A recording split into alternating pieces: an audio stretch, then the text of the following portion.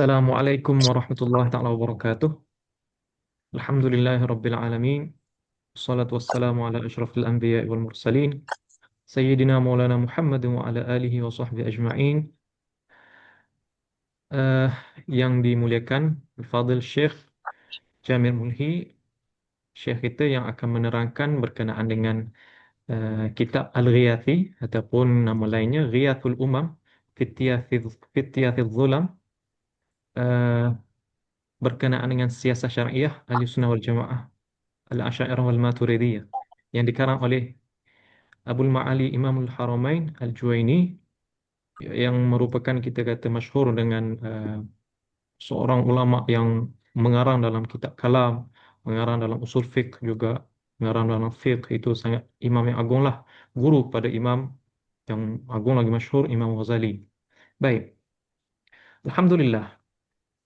Terima kasih juga para hadirin yang menyertai. Semoga kita kata majlis kita pada hari ini dapat berjalan dengan lancar dan menatijahkan perbahasan yang ilmiah lah, insya-Allah.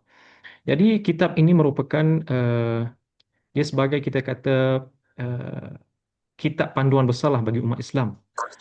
Boleh kata mungkin blueprint of survival bagi zaman ini.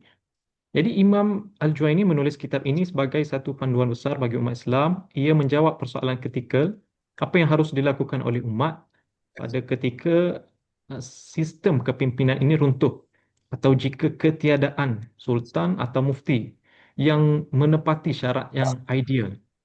Sebab kalau mengikut karya Al-Mawardi, Imam Al-Mawardi, Ahkam Sultaniyah kan, beliau menulis ke arah yang sistem pemerintahan yang berbentuk ideal. Yang mana datang Imam Juwaini selepas pada itu mengkritik, bahkan mengajukan sebuah kitab yang kita kata lebih pragmatik lah, sesuai dengan zaman, sebab kita nak capai ideal ni sangat susah. Okey. Jadi kitab ini hadirlah sebagai penyelamat, Ghiyathul Umam Fityathil Zulam, agar umat ini tidak terkapai-kapai dalam kegelapan dan kekeliruan. Jadi kitab ini walaupun sudah berabad lamanya pada imam kurung kelima, kurung keempat. Jadi prinsip-prinsip yang digariskan oleh Imam Juwaini ini mengenai autoriti, pengurusan maslahat awam dan tanggungjawab pemerintah itu sangat dekat dengan realiti kita kata apa yang IIDM, Institut Ilmu Darul Ma'mur ini bawa, iaitu Fiqh Al-Watan moden kita pada hari inilah. Jadi tanpa kita melengahkan masa, kita mempersilakanlah pada Al-Fadhil Syekh yang dibantu diterjemahkan oleh Al-Fadhil Ustaz Mat untuk memulakan majlis kita pada hari ini. Falyatafaddal mashkura ma'jura. First class, Syekh. السلام عليكم ورحمة الله تعالى وبركاته. الحمد لله الذي جعل هذا الدين مبنيا على كل قيم العدل والجمال والمساواة. Jadi bismillahirrahmanirrahim, segala puji bagi Allah Subhanahu wa taala, Tuhan yang menjadikan agama ini terbina atas keadilan, atas keindahan dan atas prinsip-prinsip yang ditetapkan olehnya. وجعل سيدنا محمدا صلى الله عليه وسلم ينفذ بلسان حاله وقاله كل معاني الخير والفضيلة في الدين والدنيا والآخرة. Dan Allah Subhanahu wa taala menjadikan baginda SAW ini sebagai teladan yang menunjukkan kepada kita segala kebaikan, dengan perbuatannya, dengan percakapannya menunjukkan kepada kita segala kebaikan dunia dan akhirat. وعلى آله الطاهرين وصحابته أجمعين ومن سار على دربهم واقتفى أثرهم إلى يوم الدين. وقبل أن نفتتح مدارسة يومنا أيها الأحبة، نحب أن نسجل شكرا للأفاضل في دار المعمور، وعلى رأسهم حبيبنا البروفيسور عمران والشيخ رؤوف والشيخ فؤاد عمران والأستاذ لقمان والأستاذ فهمي والأستاذ سيد معاذ وكل الأفاضل الحاضرين. نحب أن نسجل شكرا على اهتمامهم وعلى حضورهم، كما أننا نسأل الله لنا ولكم القبول في هذا الشهر، ومبارك علينا وعليكم العيد إن شاء الله تعالى. Jadi sebelum kita memulakan perbahasan kita pada hari ini, saya kata saya ingin berterima kasih kepada yang dimuliakan Profesor Imran, kepada Syekh Rauf, kepada Syekh Fuad, kepada Ustaz Luqman, kepada Ustaz Fahmi, kepada Syed Muad, dan kepada peserta-peserta yang hadir pada pagi ini, pada tengah hari ini, hadirin dan hadirat yang dimuliakan oleh Allah Subhanahu wa taala. Dan saya kata tahniah kerana kita berada pada 10 hari terakhir, dan selamat menghidupkan 10 hari terakhir, dan selamat hari raya diucapkan dahulu. إن شاء الله تبارك وتعالى اليوم سنتكلم في 3 نقاط. Jadi insya-Allah hari ini kita akan cerita ataupun kita akan bahagikan kelas ini kepada 3 bahagian. النقطة الأولى سنعطي خلاصة مركزة جدا عما تم أخذه، لأجل أن عندنا من الإخوة المشاركين الجدد. Bahagian pertama ataupun poin yang pertama, kita akan berikan kesimpulan yang padat mengenai kelas-kelas yang kita sudah belajar sebelum ini, dan mengenai penerangan-penerangan yang sudah diterangkan sebelum ini, kerana kita ada masya-Allah tetamu-tetamu yang baru. النقطة الثانية إن شاء الله سنفتح المجال لمشاركة أحبابنا وإخواننا فيما كنا قد وصلنا إليه في مبحث الديمقراطية ومدى مطابقتها للشريعة الإسلامية، وكيف يمكن أن نصبغها بصبغة الدين. Dan poin yang pertama ataupun bahagian pertama, kita akan buka ruang untuk ada musyarakah, perkongsian daripada peserta-peserta mengenai demokrasi, dan adakah demokrasi ini selari dengan agama, dan bagaimana kita nak jadikan demokrasi itu selari dengan agama. النقطة الثالثة إن شاء الله إن بقي الوقت نحاول أن نلخص ما ذكره إمام الحرمين في الباب الرابع. Dan bahagian yang ketiga, insyaAllah kalau masih ada waktu, kita akan bagi kesimpulan daripada apa yang telah diceritakan oleh Al-Imam Al-Juwaini pada bab yang keempat. الإمام الجويني كما سمعتم من تقدمة الأستاذ لقمان حفظه الله من أعظم علماء السادة الشافعية، بل من أعظم علماء الأمة الإسلامية. Jadi Al-Imam Al-Juwaini, sebagaimana yang telah disebutkan dalam mukadimah tadi oleh Ustaz Luqman, bahawa Al-Imam Al-Juwaini ini merupakan salah seorang ulama yang besar, yang agung, bahkan dikira salah satu contoh ulama yang paling besar dalam umat baginda SAW. ويكفي أن أباه الإمام عبد الله بن يوسف الجويني كان من تلاميذ الإمام الباقلاني وهو شيخه، ومن تلاميذه هو الإمام الغزالي. Dan cukup dikira satu kemuliaan bagi Al-Imam Al-Juwaini ini. Kita nak tahu kemuliaan dia, kita lihat siapa ayah dia, Al-Imam Abdullah, yang mana Al-Imam Abdullah ini anak murid kepada Al-Imam Al-Baqillani.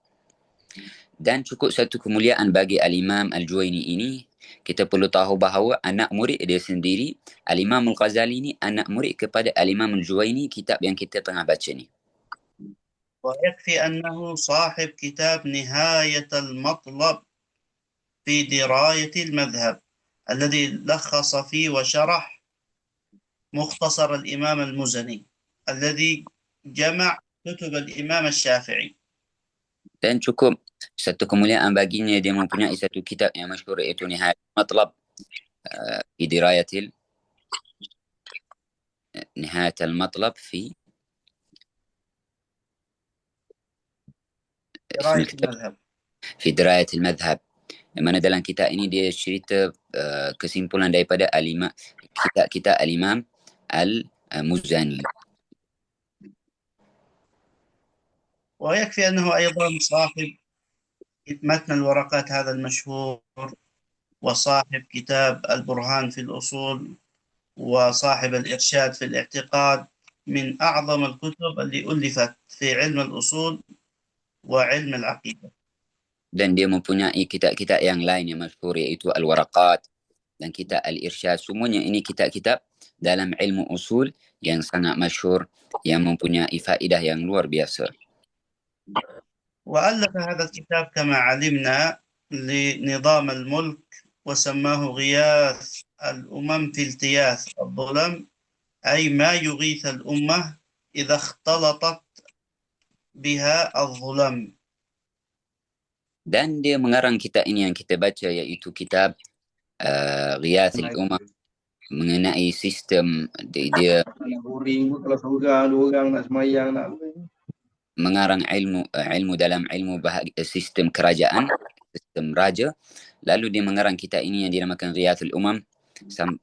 Satu namanya, maksud daripada nama ini, bantuan untuk umat sekiranya umat itu tenggelam, dan sekiranya umat itu tenggelam dalam kelalaian ataupun mereka tidak ada arah tuju, maka inilah jalan untuk menyelamatkan mereka.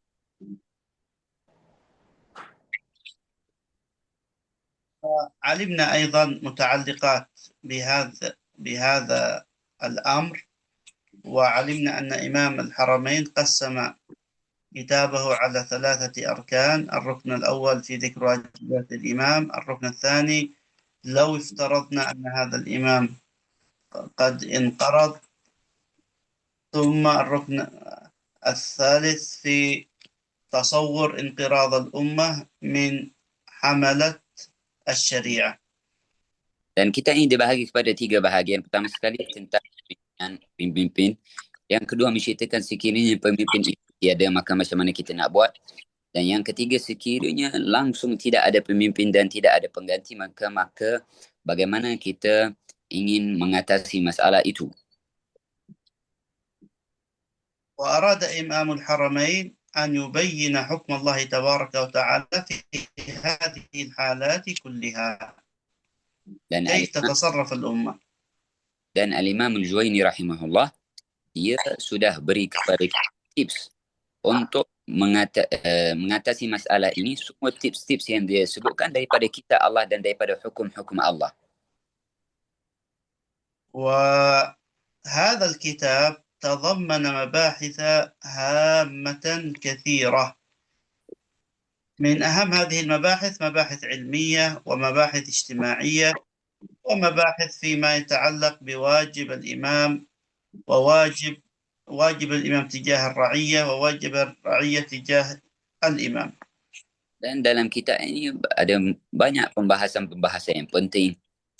Daripada pembahasan-pembahasan yang telah disebutkan dalam kitab ini, pembahasan mengenai rakyat dan pembahasan mengenai perkara yang wajib dilakukan oleh rakyat terhadap raja dan perkara yang perlu dilakukan oleh raja terhadap rakyatnya dan sebagainya. وتكلم في الأبواب التي مضت معنا عن كيف ينصب الإمام، ومن هم الذين ينصبون الإمام، وما صفاتهم. Maka pada kelas yang lalu kita dah belajar bagaimana kita dilantik seorang pemimpin dan siapa orang yang layak melantik pemimpin itu, dan apa sifat ataupun ciri-ciri orang yang layak melantik seorang pemimpin. وبين بأن نصب الإمام واجب شرعي، يجب على الأمة أن تنصب الإمام، أن تختار لها إماما حتى ينتظم أمر دينها ودنياها. Dan Al-Imam Al-Juwaini kata bahawa melantik seorang pemimpin, seorang raja, seorang ketua, ini hukum dia adalah wajib syarak. Wajib kita lantik. Supaya apa? Supaya urusan dunia kita itu tersusun, teratur, dan juga supaya urusan akhirat kita teratur. وبين أن الذي له أن يختارهم أهل الحل والعقد، وهم أفاضل الناس الذين قد أفادتهم التجارب وهم المستقلون الأكفاء، فلا تدخل النساء ولا يدخل العبيد ولا يدخل أهل الذمة ولا يدخل الذين ليس لهم رأي وليس لهم دين. Dan Imam Al-Juwaini menceritakan kepada kita siapa orang yang layak melantik seorang pemimpin, iaitu orang-orang yang mulia dan orang-orang yang dipanggil Ahlul Hal wal Aqd, iaitu daripada kalangan lelaki, tidak yang bebas, yang merdeka, tidak termasuk perempuan dan tidak termasuk orang yang tidak ada agama, orang yang mempunyai agama, dia beragama, dan tidak termasuk orang kafir, tidak layak untuk melantik seorang pemimpin, tidak termasuk lelaki, perempuan, dan tidak termasuk hamba. وتطرق إلى مسائل في المقدمة مهمة، مسائل علمية، وهي التفرقة بين القطع والظن، وكيف ينبغي للعالم بالخصوص طالب العلم بالعموم أن يفرق ما بين ما هو قطعي وما هو ظني. Dan dia sebut beberapa masalah yang penting, iaitu mengenai qat'i dan dhanni. Dan Al-Imam Al-Juwaini ajarkan kepada kita bagaimana bagi seorang alim khususnya ataupun penuntut ilmu ingin membezakan antara perkara yang qat'i dan perkara dhanni. وبحث في الكتاب أهمية المحافظة على الأمن، وأن الأمن والاستقرار هو القاعدة التي تقوم عليها مصالح الدين والدنيا. Dan Al-Imam Al-Juwaini sebutkan sedikit penerangan tentang keperluan menjaga keamanan dan kedamaian dalam satu tempat, dalam satu negeri, dalam satu negara. Dan kerana apa? Kerana aman ini, dengan adanya aman akan terdirinya dan akan tertegaknya satu negara itu, dan akan teraturnya urusan dunia dan urusan akhirat kita, urusan dunia dan urusan agama. وهذا أمر ثابت في كتاب الله وفي سنة سيدنا محمد صلى الله عليه وآله وصحبه وسلم. فالله تبارك وتعالى في كتابه يقول على لسان سيدنا إبراهيم: رب اجعل هذا بلدا آمنا واجنبني وبني أن نعبد الأصنام. فدعا سيدنا إبراهيم ربه أول ما دعا أن يجعل الأمن مستتب، ثم دعا بأن يكمل نعمة الإيمان: واجنبني وبني أن نعبد الأصنام. لماذا بدأ بالأمن؟ لأن الأمن قاعدة الإيمان، فبغير أمن لا استقرار لمصالح دين ولا دنيا. Maka benda ni sudah disabitkan di dalam Al-Quran dan sudah disabitkan dalam hadis baginda SAW. Bagaimana Allah Subhanahu Wa Taala berfirman di dalam Al-Quran, Nabi Ibrahim telah berdoa, ya Allah, jadikan negeri ini negeri yang aman dan jauhkan aku dan anak-anakku daripada menyembah berhala. Maka kita lihat doa Nabi Ibrahim, dia doa kepada Allah, ya Allah berikan keamanan dahulu, barulah dia doa kepada Allah, jadikan kita, aku dan anak-anak aku orang yang beriman tidak menyembah berhala. Kenapa? Sebab aman ini, nikmat aman ini, perkara aman ini adalah suatu perkara yang penting. Dengan adanya aman akan adanya iman, dan kalau tidak adanya aman, maka urusan dunia kita tidak akan teratur, urusan agama kita pun tidak akan tersusun dan teratur kerana tidak ada keamanan. سيدنا محمد صلى الله عليه وسلم يقول كما في حديث الترمذي: من أمسى آمنا في سربه، في بيته، في محله، في مكان إقامته، معافا في بدنه، عنده قوت يومه، فكأنما حيزت له الدنيا بحذافيرها، فكأنه ملك الدنيا كلها. Di dalam hadis Tirmidzi, baginda SAW telah bersabda, barang siapa dia bermalam, di waktu malam dia bermalam di dalam rumahnya, hal keadaan dia aman,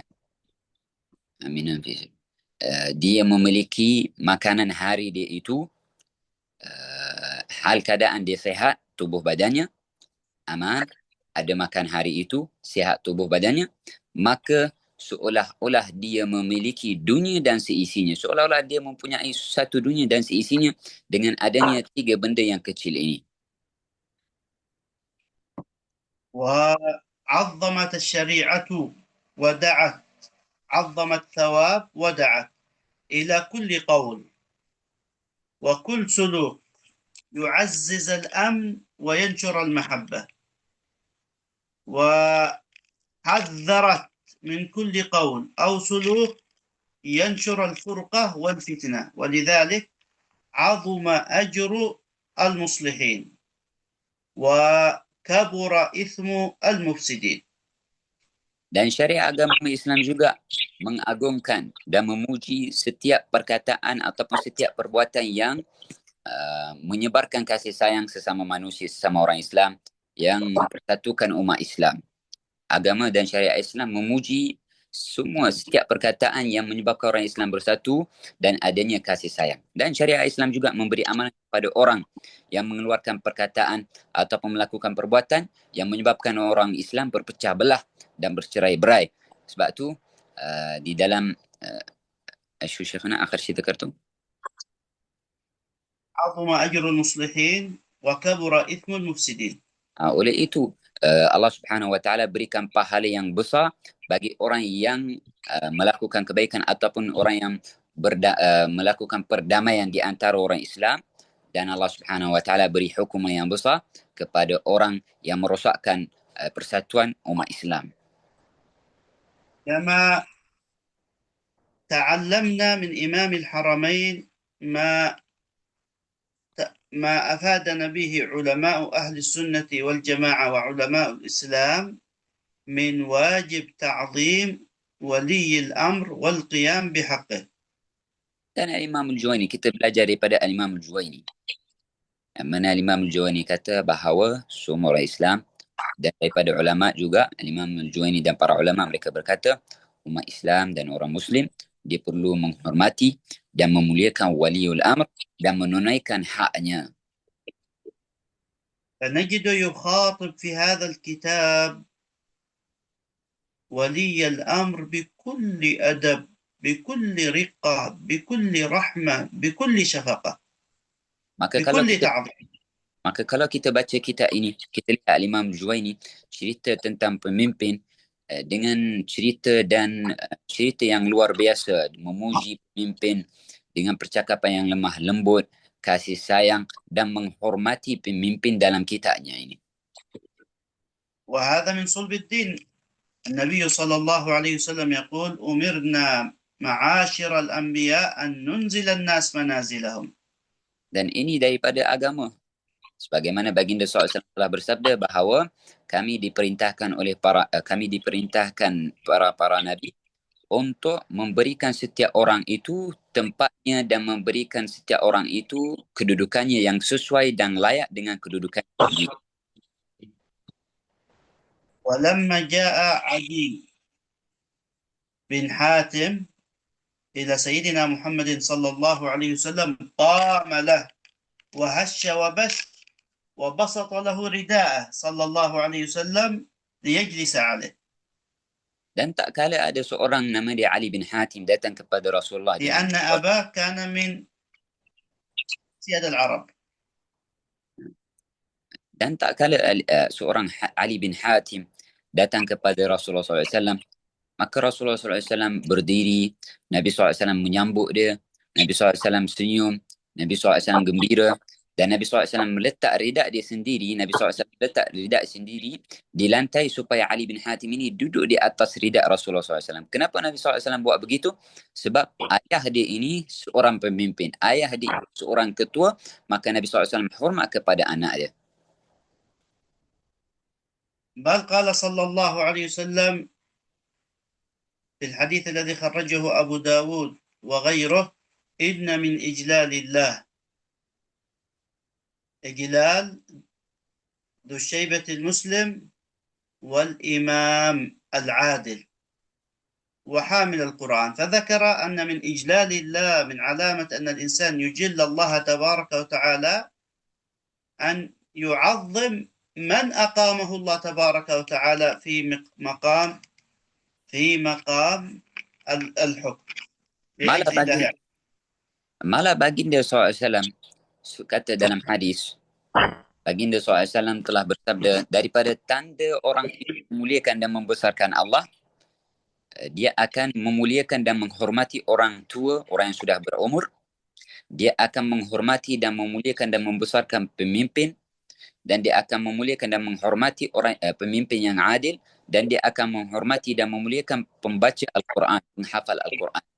Dalam hadis ini Nabi SAW kata kalau kamu tanda orang itu dimemuliakan Allah, dia akan memuliakan tiga-tiga orang ini. Bermaksud apa? Setiap orang yang diletak oleh Allah Subhanahu Wa Taala dalam satu tempat yang mulia dan dia diberi tugasan untuk hukum ataupun untuk jadi pemimpin, maka kita diperintahkan untuk menghormatinya dan memuliakannya.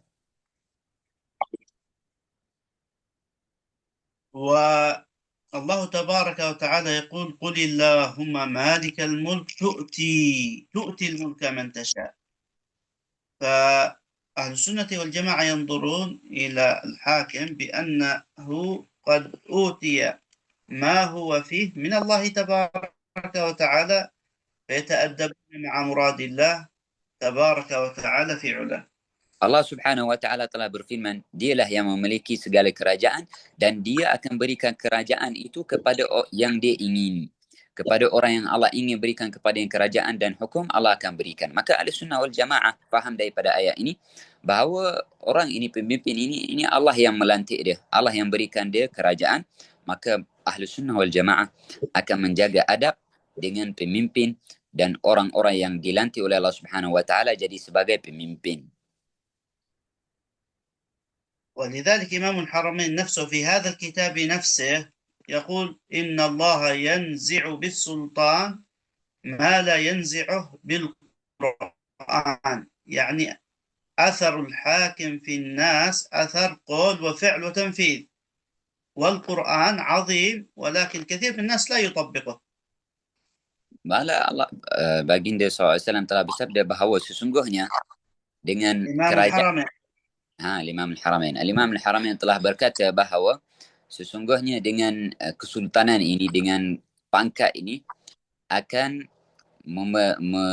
menyebabkan seseorang itu melakukan sesuatu perbuatan yang mana Al-Quran sendiri tidak dapat memerintahkan orang itu buat perkara itu. Al-Quran ini satu perkara yang mulia, tapi kadang-kadang kita tidak dengar apa yang telah disebutkan di dalam Al-Quran dan kita tidak atur dan ikut apa yang telah disebutkan di dalam Al-Quran. Tapi kalau ada raja atau pemimpin, dia memerintahkan kita, kadang-kadang kita akan ikut dan mengikuti perintah-perintahnya.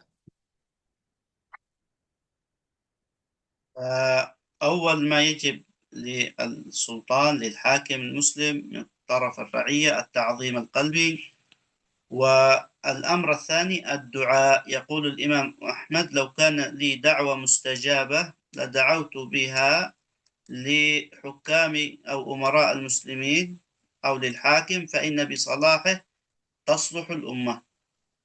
Maka perkara yang pertama daripada kita sebagai rakyat, apa yang kita perlu buat, menghormati pemimpin luaran dan dalaman, memuliakan mereka dan menghormati mereka. Yang kedua, berdoa, doakan mereka. Al-Imam Ahmad bin Hanbal kata, kalau aku diberi satu doa yang mustajab, kamu ada doa ini sahaja yang boleh kabul, kamu doa sahaja, nescaya aku akan doa kepada semua pemimpin-pemimpin Muslim, kerana apabila pemimpin itu baik, apabila pemimpin itu adil dan dia baik, maka rakyat-rakyat dan masyarakat itu akan menjadi baik.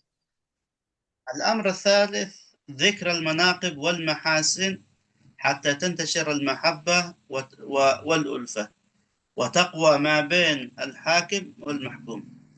Yang ketiga, daripada kita sebagai rakyat dan masyarakat, apa yang kita perlu buat terhadap pemimpin adalah menceritakan kebaikannya, menceritakan sifat-sifat baiknya, supaya apa? Supaya tersebarnya kasih sayang, supaya hubungan kita dengan pemimpin itu, kita sebagai rakyat dengan pemimpin itu jadi hubungan yang kuat dan lebih dekat, hubungan yang rapat.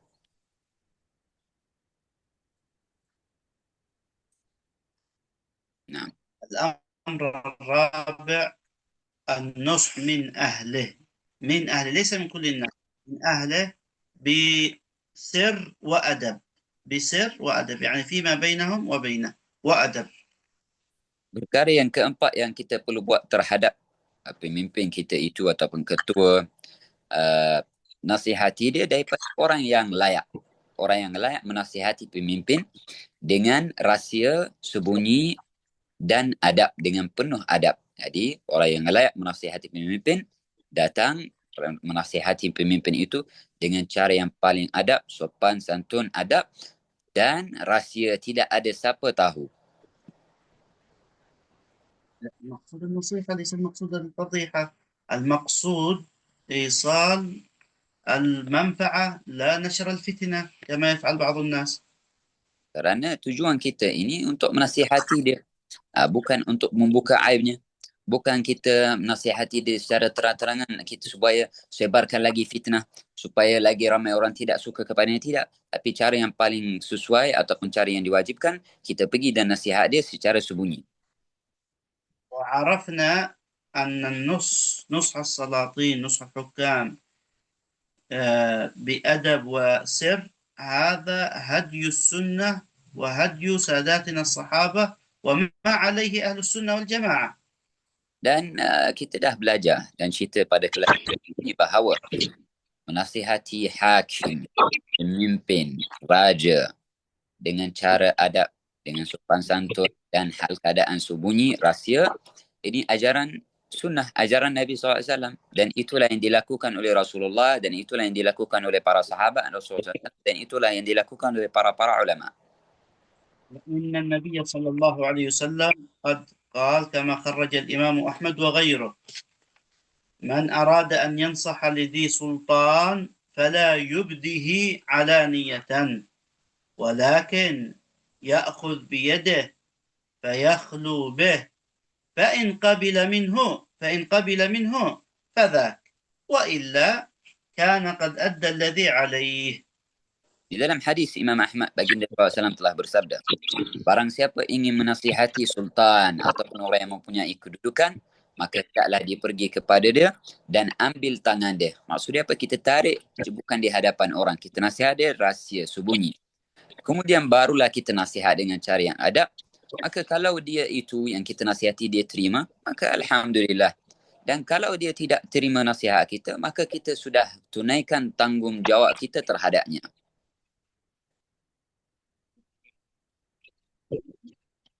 ولذلك يقول ابن القيم في كتاب الطرق الحكمية أن الهدف أو المقصد من هذا الحديث أن لربما بعض الحكام إذا نصح أمام الناس أن يصر على الخطأ وبسبب القوة التي في يده يتضاعف الخطأ. Maka Al-Imam Ibn Al-Qayyim telah sebut dalam kitabnya bahawa kenapa kita nasihat orang yang mempunyai kedudukan itu secara sembunyi, secara rahsia, tak ada siapa tahu. Sebab Al-Imam Ibn Al-Qayyim kata kemungkinan besar kalau kita menasihati pemimpin ataupun orang yang mempunyai kedudukan itu secara terang-terangan, menyebabkan dia berterusan melakukan kesalahan itu, dan disebabkan dia mempunyai kuasa, menyebabkan dia meneruskan lagi dan menambahkan lagi kesalahan yang dilakukan itu. وإذا كان الشخص العادي إذا نصحته أمام الناس تكون قد قصرت في أدب النصيحة أمام الملأ أمام الناس فضيحة، فكيف بحاكم سلطان؟ لابد من أدب أكثر. Orang biasa pun kalau kita nasihati dia secara terang-terangan di depan orang, maka kita membuka aibnya. Ini kita membuka aibnya dan kita tidak beradab, tidak menjaga adab nasihat. Ini orang biasa. Kalau kita nasihat di hadapan orang dengan cara ini, dikira kita tidak menjaga adab dan menyebabkan buka aibnya. Apatah lagi kalau orang yang kita nasihat itu adalah pemimpin ataupun orang yang mempunyai kedudukan. Maka perlu dengan rahsia. وإذا كان أبوك قد أخطأ لا يليق أن أنت ترى نفسك دون أن تنصح أباك. لو كان شيخك ترى نفسك دون أن تنصح، فكيف بالحاكم؟ ليس كل شخص يذهب إليه، إنما شخص له منزلته، له قيمته، وله وجاهته، هو الذي ينصح إن كان هناك خطأ. Maka kalau kita lihat, kalau ayah kita buat satu benda yang tak kena kesalahan, maka mungkin kita bukanlah orang yang sesuai, kita sebagai anak. Mungkin bukanlah orang yang sesuai menasihati ayah kita. Ada orang yang lebih sesuai daripada kita. Begitu juga kalau pemimpin yang melakukan kesalahan itu, mungkin kita bukan orang yang sesuai. Ada orang yang layak dan sesuai, yang sepatutnya dialah yang layak menasihati dia, bukan kita.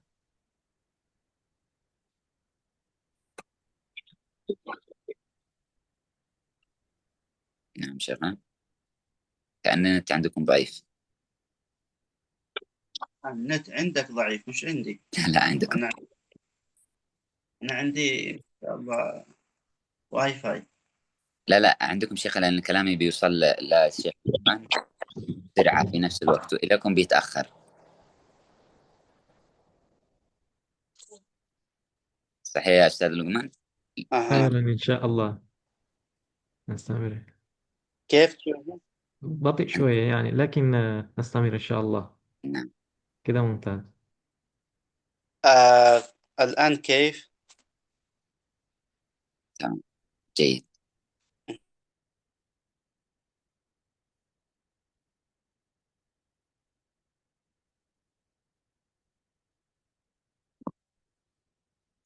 الله.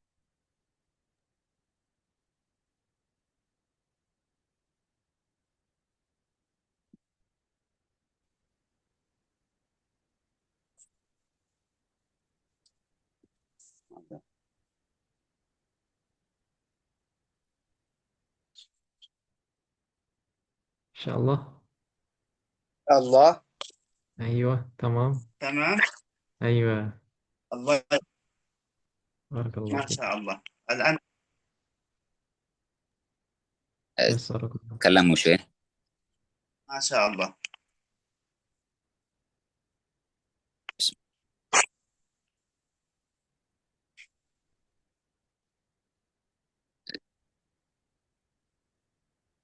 ممكن تتكلموا شوي أنا عشان كيف نشوف. الآن؟ تكلموا علشان نشوف. دقيقة بس. طيب. بنحاول. Saya sekarang berada di mana, Ustaz? شيخ Syekh. di Indon. Oh, oke, tamam.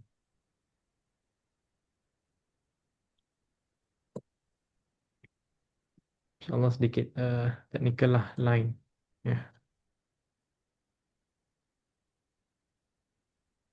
Dan tadi Syekh menerangkan sekilas berkenaan dengan kitab, sekilas apa mauqif ataupun pandangan Imam Al-Juwaini pengarang kitab ini terhadap para sultan ini. Jadi Imam membawa naratif yang tidak selalu kita dapat ya. Jadi naratif yang kita dapat mungkin أنت ما sudah من dicampur dengan politik dan sebagainya. Okey, insyaallah Syekh. المعذرة. ها؟ Insyaallah, jamil, mumtaz. الله يسعدك Allah. ويبلغك أمانك إن شاء الله ويزوجك. Assalamualaikum warahmatullahi نتمنى صائم وأنت صائم إن شاء الله. آمين يا الله. فنصيحة ما شاء الله، حتى الهاتف فرح، الهاتف فرح وقفز ما شاء الله يرضى عليكم. فنصح السلطان، ليس كل شخص، أولا ليس كل شخص يبادر هكذا، وليس كل شخص له الأهلية لأن ينصح، وليس كل خطأ ينصح عليه. واضح؟ Maka menasihati sultan ini bukanlah semua orang layak menasihati sultan. Dan bukanlah bila-bila waktu kita boleh menasihati sultan. Dan bukanlah atas semua perkara yang dilakukan oleh sultan ataupun kesalahan yang dilakukan oleh sultan ataupun perkara-perkara yang dilakukan oleh sultan kita boleh menasihatinya. وحقيقة نقولها لله تبارك وتعالى، ليست مجاملة. أنتم في بلد ماليزيا بالعموم وفي باهانغ في الخصوص الحمد لله مكرمون بسلطان غاية في التواضع، غاية في الحرص على مصالح الناس، على إقامة مظاهر الشريعة. هذه نعمة الحمد لله، نحمد الله تبارك وتعالى عليها وأنتم بالخصوص. Dan saya nak sampaikan kepada kamu semua yang ada di sini, khususnya penduduk Pahang, Dan perkara ini saya kata bukan untuk pujian dan sebagainya, tapi ini adalah kenyataan dan satu perkara yang benar. Kamu dianugerahkan satu sultan yang mulia, satu sultan yang baik, sentiasa melihat dan satu sultan yang rendah diri, sentiasa melihat kabar berita masyarakat dan rakyatnya. Dan ini adalah satu nikmat yang mulia yang diberikan oleh Allah Subhanahu wa taala kepada kita semua. وبعض الناس يفهم حديث سيدنا محمد صلى الله عليه وسلم من أعظم الجهاد كلمة حق عند سلطان جائر فهما خطأ. كلمة حق قال العلماء عند، هذه ظرف مكان يعني عنده، كما قال سيدنا ابن عباس فيما خرجه الإمام البيهقي حين سئل ابن عباس عن نصح السلاطين فكانت إجابته إن كنت لابد فاعلا ففيما بينك وبينه. Ada orang salah faham hadis baginda SAW telah bersabda, jihad yang paling mulia kita menasihati sultan ataupun kita mengucapkan perkataan yang benar di sisi sultan. Jadi ada orang faham salah. Sedangkan dalam hadis ini kita lihat baginda SAW telah bersabda jihad yang paling mulia mengucapkan dan mengungkapkan satu perkataan yang benar di sisi. Di sisi menunjukkan di sisi, maksudnya di sebelah. Bukan di hadapan orang dan sultan itu tiada, tapi kita dengan kita dan sultan. Di sisinya, dekat dengannya. Kita panggil dan duduk di sebelah dan menasihati daripada orang yang layak menasihati dia. Sebagaimana Ibn Abbas datang kepada Rasulullah, kata, ya Rasulullah, boleh tak kita nasihat sultan-sultan? Kita menasihati mereka. Maka Nabi SAW kata, kalau kamu nak buat begitu, maksudnya kalau kamu layak untuk menasihati sultan, maka kalau kamu nak menasihati dia, maka hendaklah kamu ambil tangan dia dan kamu tarik dia dan kamu nasihat. Maksudnya apa? Nasihat dia bukan di hadapan orang, bukan secara terang-terangan. وحذر النبي صلى الله عليه وسلم من إهانة السلطان كما في حديث الترمذي قال من أهان السلطان أهانه الله. أهانه الله دعوة منه صلى الله عليه وسلم بأن يهينه الله، وكذلك إخبار منه صلى الله عليه وسلم بأن الله سيهينه. لماذا؟ لأن السلطان الحاكم يمثل النظام، يمثل الحق الديني الأعلى، فلا بد من تعظيمه. إذا لم نعظمه لأجل الله تبارك وتعالى لم نعظم ديننا وستختبط أمور دنيانا. Dan di dalam hadis Tirmizi, baginda SAW beri amaran kepada orang yang menghina pemimpin. Baginda SAW telah bersabda, barang siapa menghina pemimpin, maka Allah akan hina dia. Dalam hadis ini Nabi kata, Allah akan hina orang yang menghina pemimpin. Allah Subhanahu Wa Taala akan menghina orang yang menghina pemimpin, menunjukkan kepentingan kita menghormati pemimpin dan menjaga adab dengannya, kerana apabila kita menjaga, kita mengikuti perkataan pemimpin dan kita tidak menghina pemimpin, maka kita sudah menghormati Allah Subhanahu Wa Taala, kerana Allah Subhanahu Wa Taala yang melantik dia sebagai pemimpin untuk umat Islam. ما شاء الله تبارك الله. اللهم صل على سيدنا محمد وآله وصحبه عدد نعم الله وإفضاله. إذن إمام الحرمين يوجهنا إلى هذا الحق العظيم، هذا الحق الجليل الذي نسأل الله تبارك وتعالى أن نقوم جميعا به. ثم انتقل إمام الحرمين للحديث حول من هم الذين لهم الأهلية لأن يرشحوا السلطان، وعلمنا أنهم أهل الحل والعقد.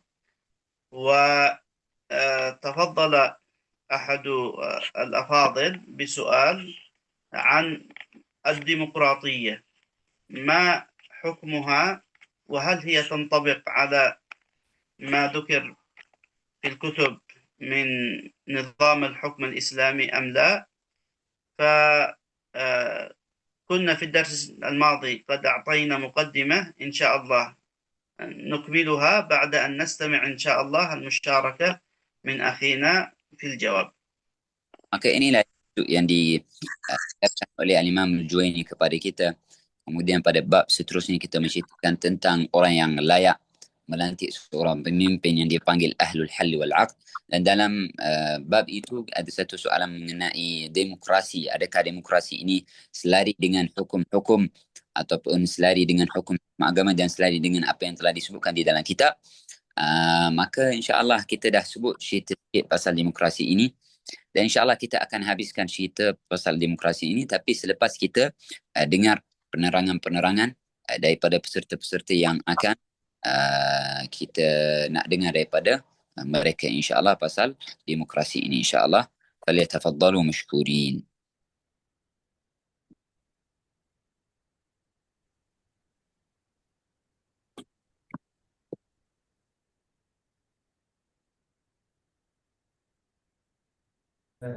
Okey. So, kita buka majal asilah ataupun ruang untuk persoalan ataupun berdiskusi, perbincangan. Ahlan wa sahlan dalam kalangan peserta. Kemudian kita akan sambung lepas ni. Okey, ahlan.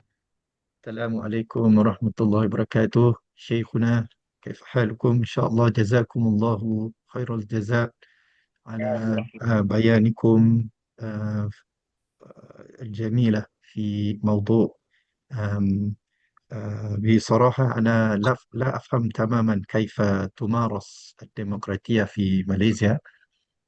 رأيت أن قادة البلاد في ماليزيا ينتخب من قبل الجمهور، وأن المنتخب بعد ذلك يسعون سن القوانين، إلى أن وجود السلاطين في ماليزيا يجعل كثير من الأمور ولا سيما المسائل المتعلقة بالدين الإسلامي غير قابلة للتغيير من قبل المجتمع، وهذه أمور ثابتة لا يمكن تبديلها. ومع ذلك فهناك قضايا عملية كثيرة يمكن تعديلها وتغييرها بالفعل بواسطة المجتمع المنتخبة. أما بشأن ممارسة الديمقراطية في بلاد الغربية، نحن نعلم فجلي أن الشريعة لا تلعب دورا في حضارتهم، وإذا الفرق الجوهري كما رأيت في الدول الغربية تقوم الديمقراطية على أسس علمانية تفصل الدين عن الحياة العامة والحكم.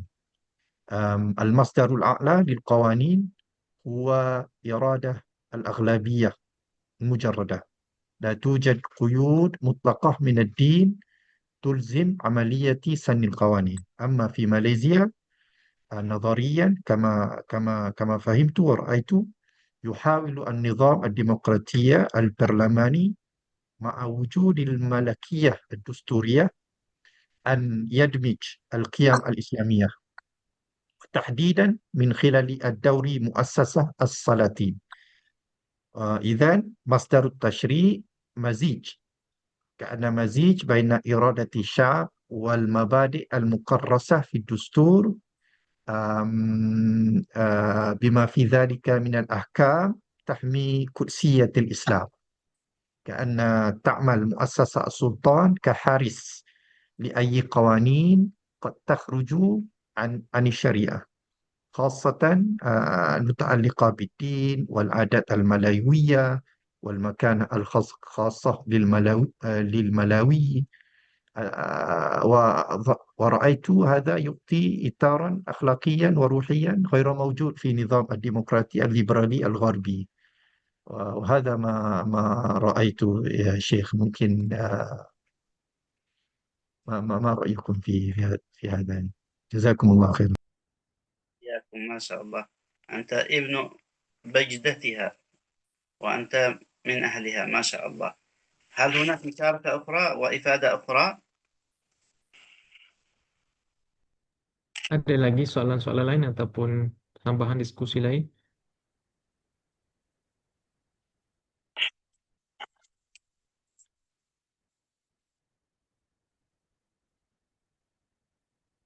أستاذ لقمان، هلا الله هلا. يسلمك. أنا شيخ. هل مشاركة أو إفادة؟ لا شيخ. الله من بعد يسعدك، إن شاء الله. فائدة ما شاء الله.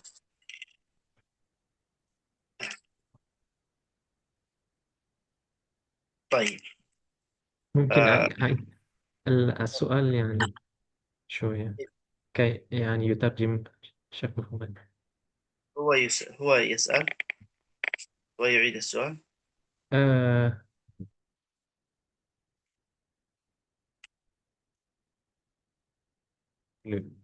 ممكن يعني باختصار سأمات إن شاء الله. ماذا؟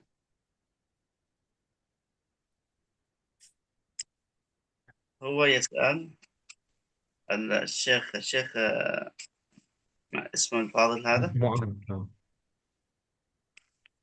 معنا.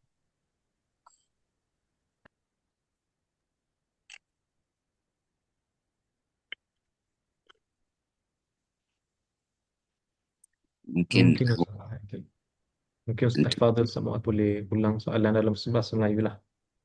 Kan? nah, Okey, saya cuba terjemah apa yang saya faham lah tentang apa nama apa yang saya sebut demokrasi sekadar yang saya faham di di Malaysia adalah demokrasi yang ada sultan sebagai penjaga agama.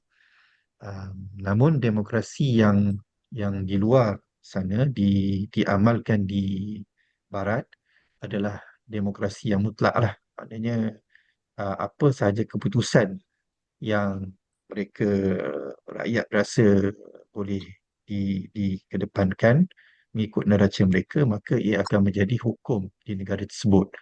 Namun di Malaysia ini kita ada raja berpelbagaian, walaupun um, rakyat telah melantik seorang pemimpin yang mewakili mereka, namun apabila mereka ingin menetapkan undang-undang, mereka terpaksa menghadapi Tuanku Sultan, majlis-majlis agama yang mana ada dasar-dasar yang berkaitan dengan agama itu tidak dapat diubah.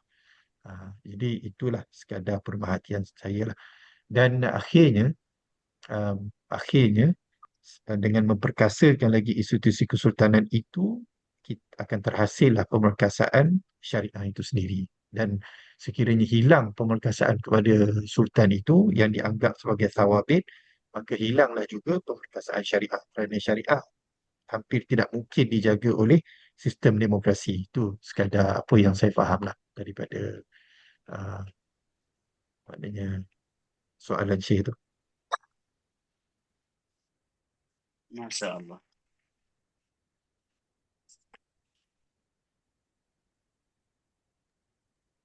الله تفضل يرضى عنك. شيخ. هو ما تفضل به أخونا. بالنسبة للديمقراطية قد مر الحديث أننا بحاجة أننا نحرر المصطلح فنفهم الديمقراطية أولا كما هي. nah. Maka sebagaimana yang kita sebutkan sebelum ini, pertama sekali kita perlu memahami demokrasi ataupun maksud daripada demokrasi ini. ثم نعرف إن شاء الله تبارك وتعالى ما تفضل به أستاذنا، هل هذه الديمقراطية الغربية تتطابق مع الشريعة الإسلامية أم لا؟ Kemudian sebagaimana yang telah disebutkan oleh Ustaz Ma'al tadi, demokrasi kita atau demokrasi negara barat ini adakah dia selari dengan hukum-hukum syarak ataupun tidak? ثم نعرف إن شاء الله النموذج الماليزي المتميز. Kemudian kita dapat tahu namudaj Malaysia, model Malaysia yang istimewa, yang berbeza dengan demokrasi-demokrasi yang lain. ونختم إن شاء الله بمعرفة كيف لو قدر الله ووجدت مواد تخالف الشريعة الإسلامية كيف نتصرف. Dan insya-Allah kita akan sebut cerita mengenai kalau ada perkara-perkara yang lawan apa yang telah ditetapkan, sekiranya adanya perkara-perkara itu, macam mana kita nak menghadapi masalah-masalah itu. أولا بالنسبة للديمقراطية كما مر وكما تفضل الأستاذ معاذ، هي من حيث النشأة كما علمنا نشأت في اليونان بسبب ظرف. هذا الظرف أن الكنيسة تسلطت باسم الدين تسلط مجحف، وكذلك طبقة النبلاء تسلطوا تسلط مجحف، تسلط في ظلم وأضاعوا حقوق الناس. هذا الظرف ليس موجودا عندنا في شريعة الإسلام والحمد لله. Dan sebenarnya demokrasi ini datang daripada mana? Punca daripada negara Yunan, yang mana berlaku satu kejadian, iaitu ada satu gereja di sana yang mana pembenggang gereja itu telah memegang kerajaan, lalu mereka melampaui batas dalam hukuman mereka sehingga mereka menzalimi rakyat dan masyarakat. Dan disebabkan satu kejadian. Dan perkara ini alhamdulillah dalam agama Islam kita dan dalam negara kita tidak ada perkara ini dan tidak ada kejadian ini. وعرفنا أن هي تعني حكم الشعب نفسه بنفسه لنفسه. Dan demokrasi ini sya'ab, rakyat sendiri menetapkan hukum dengan diri dia sendiri, dan hukuman itu dan perkara itu untuk diri dia sendiri. وأنها تنقسم إلى ديمقراطية مباشرة وديمقراطية نيابية، يعني إما أن يشارك الشعب في صياغة ما يشاءون من قوانين، وإما أن ينتخبوا منهم من يصيغ هذه القوانين. Dan demokrasi ini terbahagi pada dua bahagian, mubashirah secara langsung ataupun niabah ada pengganti, atau iaitu mubashirah contohnya itu rakyat itu menetapkan satu undang-undang yang khas dengan mereka. Adapun niabiah mereka bersepakat untuk jadikan seorang itu dialah yang menetapkan hukum bagi mereka dan dialah sebagai wakil bagi mereka. ثم تطورت إلى ديمقراطية اجتماعية، ديمقراطية ليبرالية، ثم تطورت إلى هذا. Kemudian demokrasi ini berkembang sampailah menjadi demokrasi sosial, kemudian berkembang lagi dan membesar lagi jadilah demokrasi liberal dan sebagainya. وطبقت بحكم نفوذ القوى العالمية الأمريكية والأوروبية، طبقت على الدول، على معظم الدول. Dan kerana kekuasaan US dan negara barat, demokrasi ini telah diamalkan di dalam banyak negara.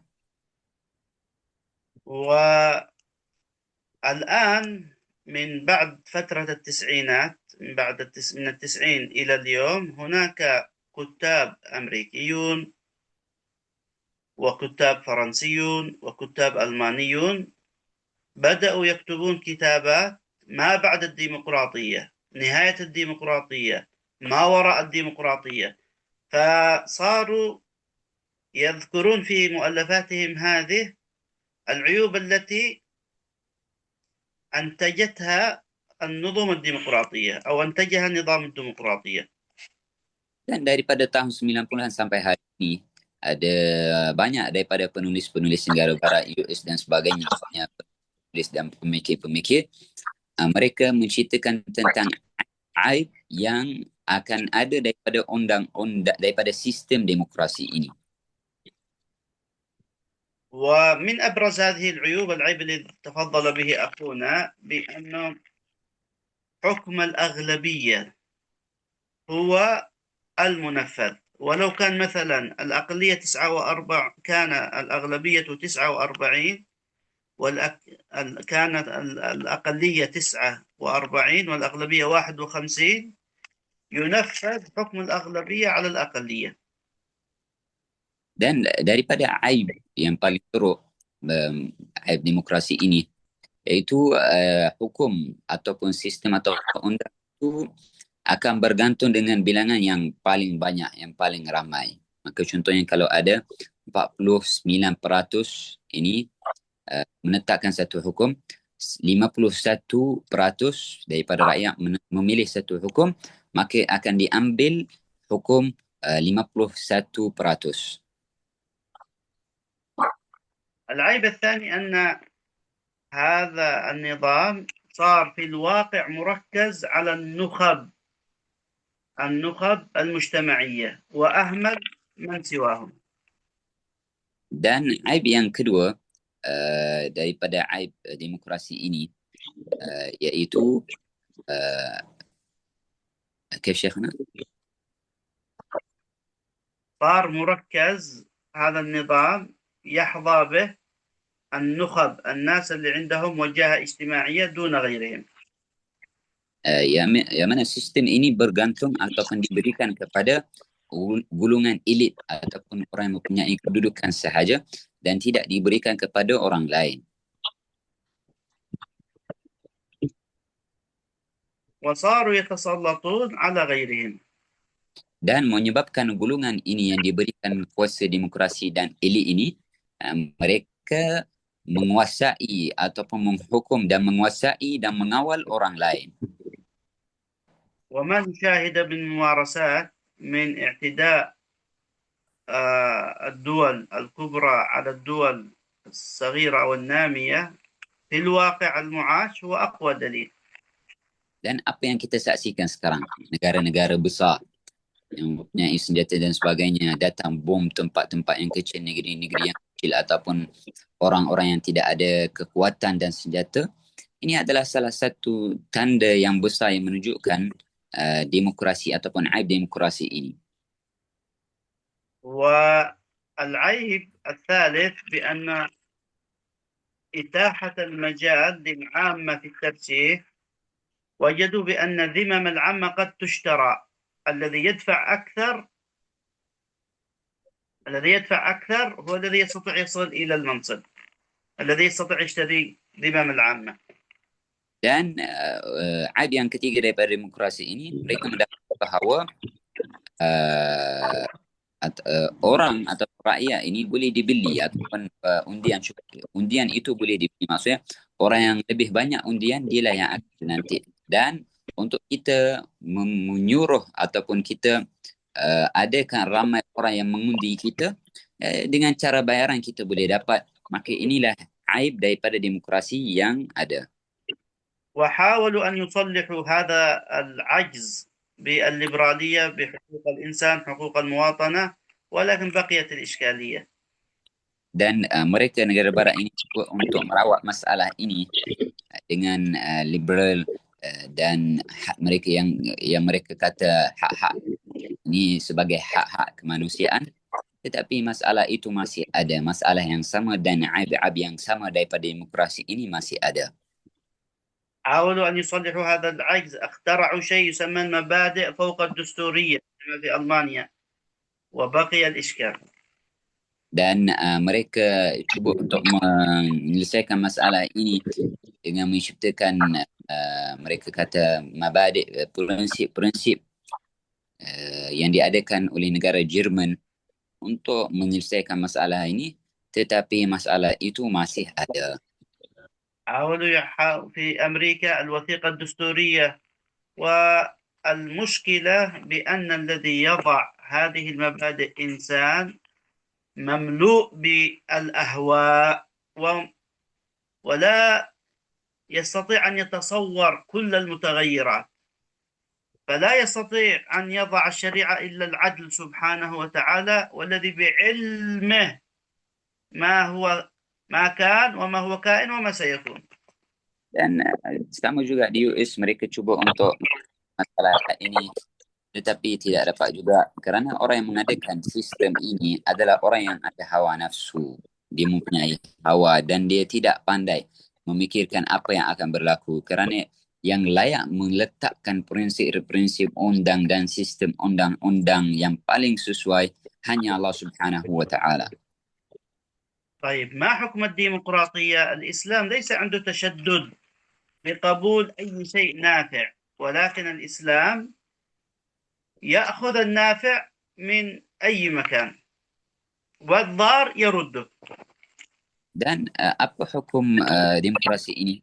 Agama Islam ini dia tidak tasyaddud dalam mengambil perkara-perkara yang baik. Agama Islam ini sentiasa menggalakkan kita untuk mengambil segala kebaikan, segala perkara-perkara yang memberi manfaat kepada kita, segala perkara-perkara yang memberi kebaikan kepada kita, kita ambil, dan menolak segala perkara-perkara yang boleh memudaratkan kita. Benda yang boleh memudaratkan kita, agama Islam ajarkan kita untuk elakkan diri daripada mengambil perkara itu. كما علمنا نحن لا نقبل بإطلاق ولا نرد بإطلاق. عندنا ميزان للقبول والرد. Dan kita sebagai umat Islam, kita bukan kita terima semua ataupun kita tolak semua. Kita diberi ukuran, dalam syarat diberi ukuran untuk ukur. Ambil perkara yang sesuai dan tolak perkara yang sesuai. Jangan terima semua ataupun jangan tolak semua. فإن قصد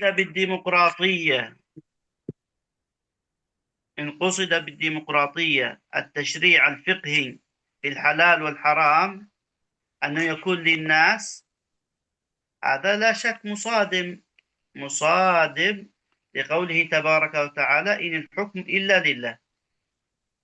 Dan kalau yang dimaksudkan demokrasi ini, hukum itu diberikan kepada manusia. Maksudnya hukum agama manusia, rakyat boleh pilih dan boleh tetapkan pilih benda yang mereka nak daripada hukum-hukum itu, maka ini lawan dengan syarak dan tidak diterima oleh Allah Subhanahu wa taala, kerana Allah Subhanahu wa taala kata di dalam Al-Quran, hukum itu hukum, memberi hukum, hanya yang boleh beri hukum hanya Allah Subhanahu wa taala sahaja. وإن قصد لا، إنما هو الحديث عن نظام الحكم، لا ليس تشريع حلال حرام، هذا لا، إنما نظام الحكم. فننظر إذا كان لا يخالف ما ثبت قطعا قبل، وإن خالف وأمكن أن نختار الأفضل اخترنا الأفضل. Adapun kalau yang dimaksudkan dengan demokrasi ini bukan dia berkait dengan syarak. Tak, kita ada pilihan untuk pilih halal haram, lepas tu kita buat sendiri, tidak. Dia berkait dengan sistem kerajaan. Maka kita lihat, kalau apa yang kita pilih itu, apa yang kita telah tetapkan itu selari dengan apa yang telah disebutkan secara qata' dan ianya lebih baik bagi kita, lebih baik bagi masyarakat, maka boleh diteruskan dan diamalkan. لأن مجرد النظام أمر فيه سعة، أهم شيء لا يخالف القطعية. Kerana pasal sistem kerajaan ini adalah satu bab yang luas. Yang penting dalam sistem itu dia tidak melanggar syarak. لكن من حقنا أن نتساءل إذا كان النظام الإسلامي هو النظام الأجدر والأنفع والأفيد الذي أثبت نجاحه على مئات السنين، لماذا يعدل عنه إلى غيره؟ من حقنا أن نتساءل، ولا يعني هذا أننا ندعو إلى تمرد، ولكن من حقنا أن نتساءل. Maka kita ada hak untuk mempersoalkan kenapa undang dan sistem agama dan syariat Islam yang sudah terbukti kemuliaannya, terbukti kejayaannya sejak beratus-ratus tahun, terbukti bahawa undang-undang sistem agama Islam dan syariat Islam ini adalah undang nombor satu yang paling berjaya. Kita ada hak untuk mempersoalkan kenapa perlu diubah, tapi bukan bermaksud dengan cara kita keluar dan menolak apa yang telah ditetapkan. من المعروف عقلا وشرعا أن الإنسان لا يذهب إلى البديل إلا إذا كان ما عنده الموجود الذي عنده لا ينفع أو لا يمكن تعديله. Dan ini yang difahami daripada syarak dan secara akal dan teknologi. Kita tidak akan pindah daripada satu perkara, ambil perkara yang baru, kita cari pengganti. Melainkan perkara yang pertama itu kita dah tak ada manfaat daripadanya dan kita tak dapat ambil manfaat daripadanya, sebab itu kita ambil dan cari pengganti dan benda yang baru. طيب، النقطة الثانية النموذج الماليزي المتميز في المسألة. Dan poin yang kedua kita akan insya-Allah mengenai demokrasi namudaj Malaysia yang istimewa dan berbeza dengan namudaj yang lain. حقيقة الكثير معجب جدا كيف استطاعت العقلية الماليزية الذكية والمتدينة، ذكية ما صادمت الغرب ومتدينة تمسكت بدينها، كيف استطاعت أن تمزج بحيث لا تتصادم مع الغرب وتتمسك بدينها. Jadi ramai banyak daripada negara-negara yang kagum dan heran bagaimana model demokrasi di Malaysia ini dapat campurkan agama dan demokrasi, iaitu mereka tidak mereka di Malaysia ini tidak melanggar ataupun melawan sebahagian daripada demokrasi di negara barat dan tidak meninggalkan agama Islam secara langsung. Mereka dapat campurkan demokrasi dengan agama. فمثلا نصت المادة الثالثة في الدستور الماليزي المتميز أن الدين الإسلامي هو دين الاتحاد، دين الدولة. Dan sebagaimana yang telah disebutkan dalam perlembagaan Malaysia yang ketiga, bahawa agama Islam ini adalah agama persatuan umat Malaysia, agama persatuan negara Malaysia. وأنها تضمن الممارسة الآمنة لبقية الديانات. Dan telah disebutkan bahawa boleh mengamalkan ataupun boleh adanya hidupnya orang-orang yang bukan agama Islam, agama-agama yang lain. ولا تجيز لغير المسلمين الدعوة دعوة المسلمين إلى دينهم. يمكن أن يدعو بعضهم إلى دينهم، أما أن يدعو غير مسلم إلى الدين لا. Dan dalam sistem Malaysia ini telah disebutkan bahawa orang yang bukan Islam tidak boleh dakwah orang yang Islam ke agamanya sendiri. Tak boleh, tidak dibenarkan. Tapi kalau orang itu bukan Islam, nak dakwah orang yang bukan Islam ke agama dia, tak ada masalah. Tapi orang bukan Islam datang dakwah kita sebagai orang Islam, tidak dibenarkan dalam sistem dan undang-undang Malaysia. وللمسلم أن يدعو غيره للإسلام ولو لم يكن مسلم. Dan dalam undang-undang itu bagi orang Islam, dia ada kebenaran untuk dakwah orang yang bukan Islam, dakwah orang lain di Malaysia walaupun orang itu bukan Islam. وجعلوا الشخص الماليوي من هو مزيج بين القومية والإسلام، هو المسلم الذي يتكلم اللغة الملوية ويلتزم بعاداتها، أي بعادات الملويين، فمزيج. من هو الملايوي؟ المسلم. الشرط الأول يكون مسلم، الثاني يتكلم اللغة الملوية، الثالث يلتزم بالعادات، فهو مزيج ما بين الدين والوطن والعادة. Dan mereka jadikan orang Melayu ini campuran daripada tiga perkara: agama, budaya ataupun adat-adat dan negara. Maka orang Melayu adalah orang Islam yang berbahasa Malaysia, berbahasa Melayu, dan dia menjaga adat dan budaya negara Malaysia ataupun negara Melayu. هذا جميل جدا في محافظة على الدين وفي محافظة على الهوية المالايوية وفي محافظة على القومية والعادات. Dan ini adalah satu perkara yang bagus, iaitu menjaga agama Islam, menjaga agama. Mereka fokus untuk menjaga agama dan juga menjaga identiti Melayu dan menjaga budaya dan adat-adat negara Melayu. وصرح مهاتير محمد حفظه الله عام 2018 في محاضرة في تايلاند في بانكوك أن بلاده لن تستنسخ التجربة الغربية في المثلية. 2000 وكم شيخنا؟ 2018.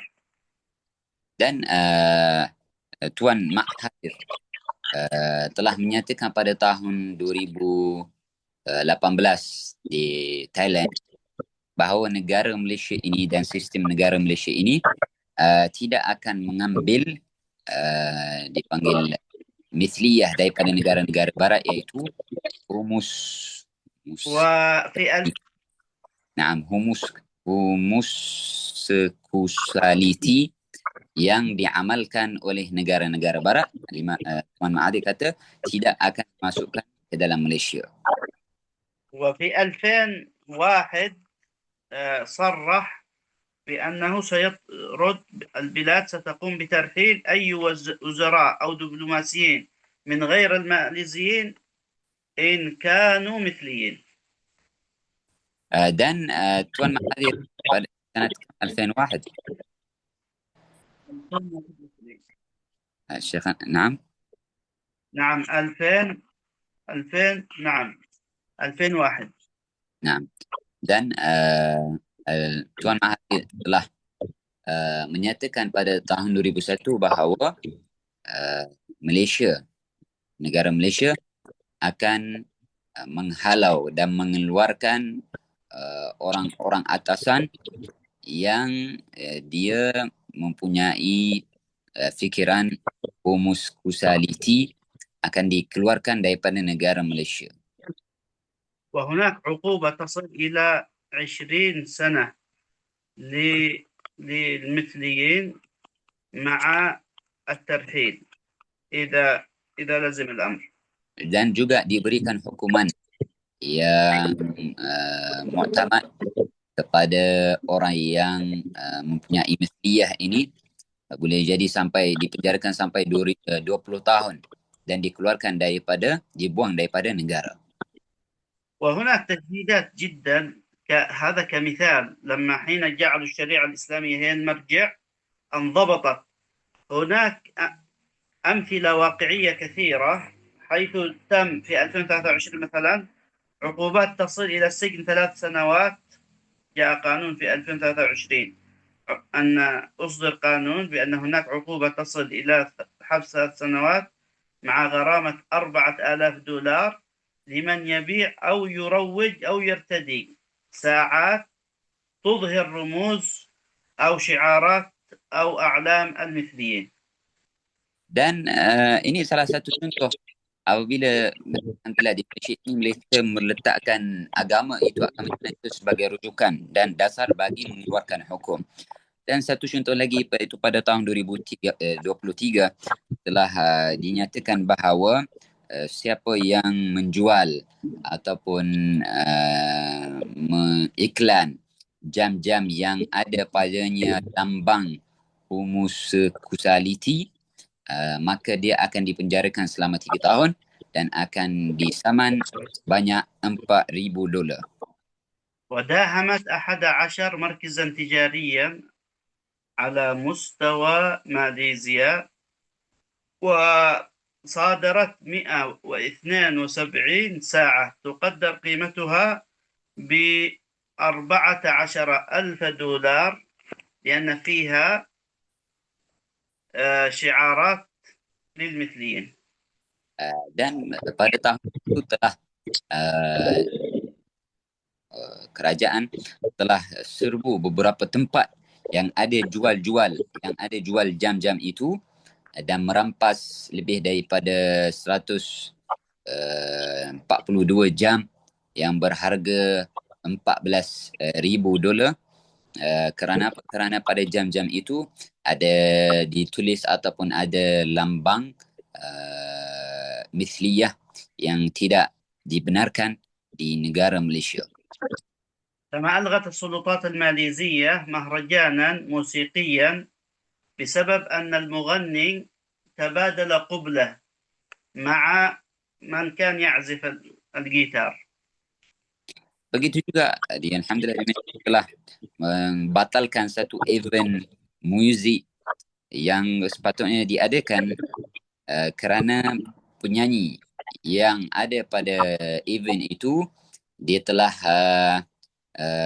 melakukan satu perkara yang tidak sedondon, iaitu dia telah cium orang yang tengah main muzik di hadapan ramai orang, maka telah dibatalkan konsert itu yang sebenarnya diadakan. وفي 1994 منعت السلطات الماليزية أي مثلي من الظهور في وسائل الإعلام. Dan pada tahun 1994 sosial Malaysia telah melarang mana-mana orang misli keluar ataupun keluar di sosial media ataupun menyebarkan apa-apa di media sosial. وجهود أخرى في هذا كثيرة. Dan macam-macam usaha yang telah diadakan untuk mencegah daripada adanya fikiran misli ini. فأهم ما ذكر أولا الدين الرسمي هو الدين الدولة، هو الإسلام. Maka perkara yang pertama yang paling tinggi yang telah disebutkan dalam sistem dan undang-undang Malaysia, bahawa agama negara adalah agama Islam. وهذا جيد، لا يجعل الديمقراطية تنجرف كما تفضل الأستاذ معاذ في الدول الغربية، ما يشاءون يفعلون، أهم شيء ارتضته الأغلبية، حتى فجور، حتى فسوق، حتى أكل أموال الناس بالباطل، أهم شيء الأغلبية وافقت. Dan ini adalah satu perkara yang baik, iaitu agama nombor satu. Bukannya demokrasi nombor satu seperti disebutkan oleh Mu'ad tadi. Negara-negara barat mereka jadikan demokrasi. Apa yang dipilih oleh majoriti rakyat itu, apa yang mereka pilih itu, itulah yang akan ditetapkan dalam undang-undang mereka. Dan ini adalah satu perkara yang salah yang akan menyebabkan kerosakan. Tetapi alhamdulillah di Malaysia ini, agamalah nombor satu. الأمر الثاني، هناك تنصيص في الدستور من هو الشخص الماليوي، أنه مسلم يتكلم الملوية ويحافظ على عادة الملوية. Dan yang kedua yang telah disebutkan yang telah dinyatakan dalam perlembagaan Malaysia, bahawa siapa dia orang Melayu adalah orang Islam yang pandai cakap bahasa Melayu dan dia menjaga identiti dan kebangsaan dan budaya dan adat-adat Malaysia. الأمر الثالث وهو أهم من الأمرين، أنهم جعلوا السلطة الدينية للسلاطين، وهذا يحدث توازن وقوة. Dan perkara yang ketiga yang lebih penting daripada dua yang telah disebutkan, bahawa hukuman di Malaysia ini alhamdulillah diberikan kepada, dan hukuman itu diberikan kepada sistem kesultanan, dan ini akan mengadakan seimbang ataupun akan mengadakan seimbang dalam sebuah negara. آخر شيء، ماذا ينبغي علينا في مثل هذه البلاد المباركة فيما يخص هذا الموضوع؟ Yang terakhir sekali, apa yang kita lakukan ataupun apa yang kita perlu laksanakan dekat negara Malaysia ini, perkara ini berkait dengan apa yang kita telah sebutkan tadi. أولا نشكر الله سبحانه وتعالى على نعمة تدين يعني معظم مواد القانون. Pertama sekali kita perlu bersyukur. Kerana apa? Kerana undang-undang kita ini, kebanyakan undang dan sistem kita ini bergantung dengan agama. ثانيا النظر إلى الجانب الإيجابي والإشادة به. Yang kedua, kita perlu menyaksikan dan melihat perkara-perkara yang positif, perkara-perkara yang baik dan kelebihan-kelebihan yang ada, dan menyebarkan perkara-perkara yang positif itu. ثالثا وهذا أيضا مهم الالتفاف حول السلاطين Dan حتى نفوذهم. Yang ketiga, dan adalah satu perkara yang penting, uh, iaitu kita duduk dekat dengan sultan, duduk dekat dengan pemimpin, duduk dengan mereka, dekat dengan mereka, supaya kita menyokong mereka dan supaya kita membantu mereka. لأن السلاطين في هذا البلد المبارك هم الرعاة الحقيقيون للدين. Kerana sultan dan pemimpin sultan yang ada di negara Melayu, di Malaysia ini, mereka lah orang yang sebenar yang menjaga dan memegang urusan agama kita. فإذا قوي الالتفاف حول السلاطين قوي نفوذهم وقوي الدين. Maka apabila kita duduk dengan mereka, hubungan mereka jadi hubungan yang kuat dan rapat, maka kuasa mereka akan jadi kuasa yang kuat dan agama Islam ini akan jadi lebih kuat dekat negara Malaysia. الأمر الرابع الدراسة الواعية للقانون، القانون الموجود، دراسة واعية وتحديد هل هناك موافقة 100% أو هناك موافقة ومخالفة. Dan yang keempat, kita perlu buat kajian yang sedang dalam undang-undang yang telah ada ini, dan kita lihat adakah kita kaji dan adakah ianya selari ataupun tidak selari. وإن كان هناك مخالفة هل هذه المخالفة للقطعيات أم في الظنيات؟ Dan kalau kita lihat, kita kaji dalam undang-undang itu, adakah tidak selari, dia lawan, maka kita lihat adakah ianya dia tidak selari, bahkan adakah dia tidak selari dan disebutkan dalam bahagian dhanni ataupun qat'i. فإن كان في الظنيات فمحتملة، وإن كان في القطعيات ننظر هل هناك إمكانية للتعديل لكن بطرق منظمة قانونية سلمية. Dan kalau kita lihat dalam undang ada yang tidak selari dan dia bahagian dhanni, dalam bahagian dhanni, maka itu kemungkinan ianya boleh diterima. Tapi kalau kita lihat undang-undang itu tidak selari dengan hukum syarak, dan kita lihat ianya tidak selari dalam bahagian qat'i, memang qat'i ini tidak selari, maka kita lihat cara untuk kita memperbaiki masalah itu dengan cara yang baik, dengan cara yang selamat, dengan cara yang tidak menyebabkan kerosakan dalam negara itu.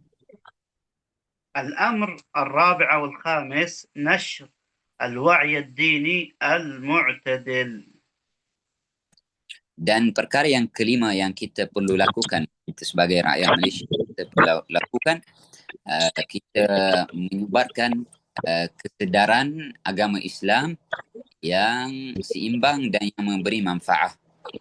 الاعتزاز بالدين. كيف شيخنا؟ نشر الاعتزاز، الافتخار بالدين. ومن أحسن حكما ممن دعا إلى الله. نعم. Dan kita perlu berbangga dengan agama kita, berbangga dengan undang-undang syariat Islam, dan sebarkan dalam kalangan orang Islam untuk berbangga dengan agama Islam ini. ومن أحسن حكما يقول سبحانه ومن أحسن حكما ممن أسلم وجهه لله وهو محسن واتبع ملة إبراهيم حنيفا واتخذ الله إبراهيم خليلا. Dan Allah Subhanahu wa taala telah berfirman, orang yang paling mulia memberi hukum adalah orang muslim yang akhlaknya baik, dan itulah yang dituntut daripada kita untuk sentiasa berbangga dan bersyukur kerana kita dipilih sebagai orang Islam. وقال سبحانه ومن أحسن قولا ممن دعا إلى الله وعمل صالحا وقال إنني من المسلمين. Dan Allah Subhanahu wa taala telah berfirman, orang yang paling baik berkata adalah orang yang berkata orang yang mengeluarkan perkataan-perkataannya untuk dakwah orang lain kepada Allah Subhanahu wa taala. Wa man ahsanu qawlan mimman da'a ila Allah wa وعمل man ahsanu qawlan mimman da'a ila Allah wa amila salihan. Dan orang yang paling mulia adalah orang yang beramal saleh. Dia dakwah orang lain untuk kepada Allah Subhanahu wa taala, dan dia beramal amalan yang saleh, dan dia berbangga dengan berkata, aku dipilih sebagai orang Islam. فننشر عظمة هذه الشريعة والدين الذي استوعب كل حاجات الإنسان الدينية والدنيوية في كل المجالات. Maka kita perlu sebarkan kemuliaan agama Islam ini, kebesaran agama Islam ini, yang mana agama Islam ini merangkumi segala kebaikan dunia dan akhirat kita, dan dia menyelesaikan dan berikan kita jawapan dan penyelesaian untuk segala masalah dunia dan akhirat kita.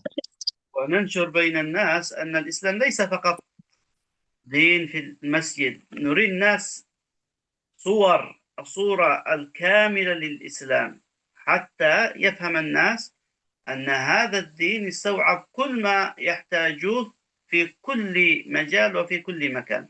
Dan kita perlu sebarkan kepada orang dan beritahu kepada orang bahawa agama Islam ini bukan di masjid sahaja dengan ibadah sahaja. Agama Islam ini bukti dengan akhlak kita buktikan dengan akhlak kita, dengan percakapan kita, dengan perbuatan kita, dengan tingkah laku kita. Dan kita perlu sebarkan kepada Islam bahawa kepada semua orang bahawa agama Islam ini telah berikan kepada kita segala apa yang kita perlukan. Segala yang terbaik yang diperlukan oleh seseorang itu telah dinyatakan dan telah diajarkan oleh agama Islam. Tidak ada sesuatu perkara yang tertinggal, tidak ada satu perkara yang kurang yang tidak disebutkan dalam agama Islam ini. ويعرف غير المسلمين أن كل ما يطلبوه من العدل والمواطنة والحرية والمساواة في الحقوق موجودة في الإسلام.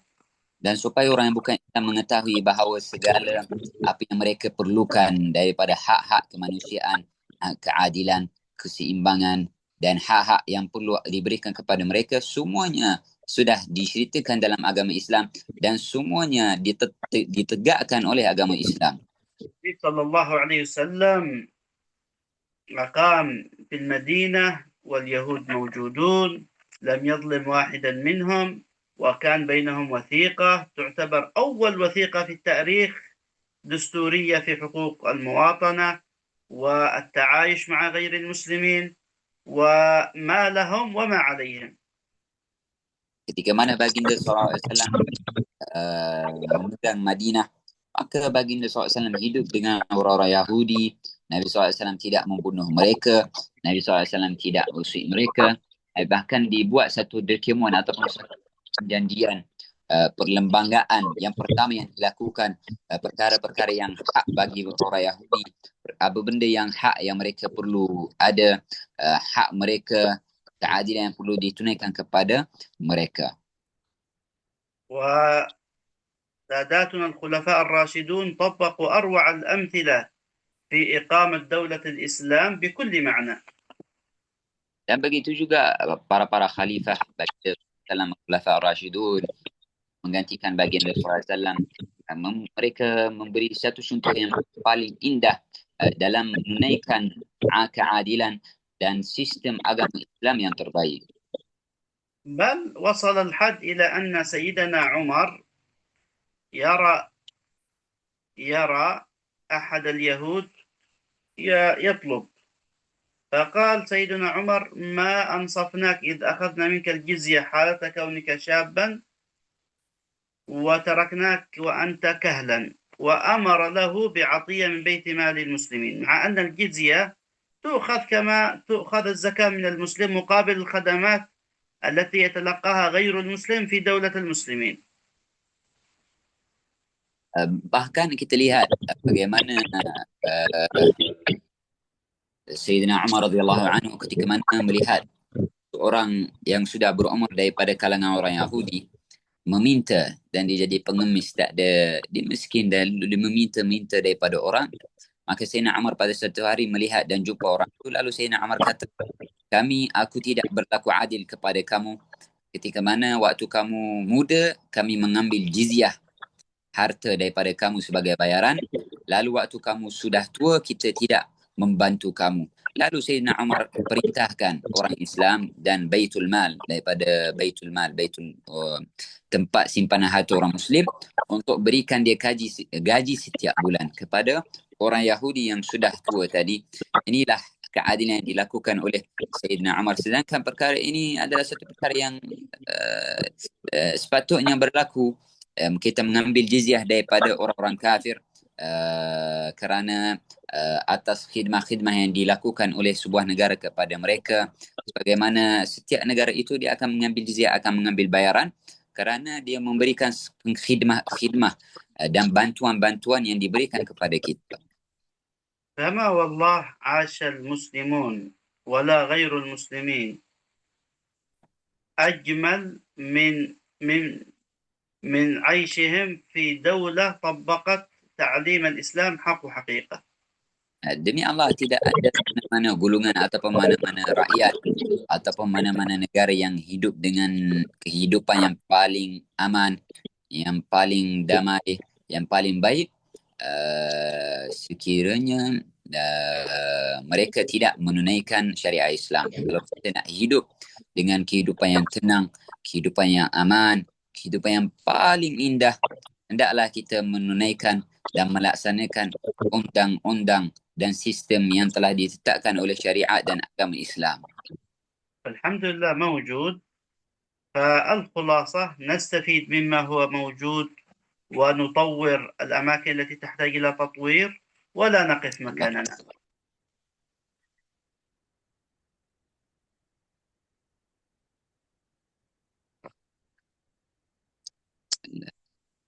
النت عندي ضعيف أو الخلاصة الحمد لله نستفيد مما هو موجود، والأماكن التي تحتاج إلى تطوير نطورها في ضمن في إطار الشريعة الإسلامية، ولا نكون مستهلكين فقط، بل نعمل عقولنا خصوصا في الأماكن البحثية مثل ما شاء الله في دار المعمور وغيرها، ولا بد مع المدى من حصول أثر ونتيجة.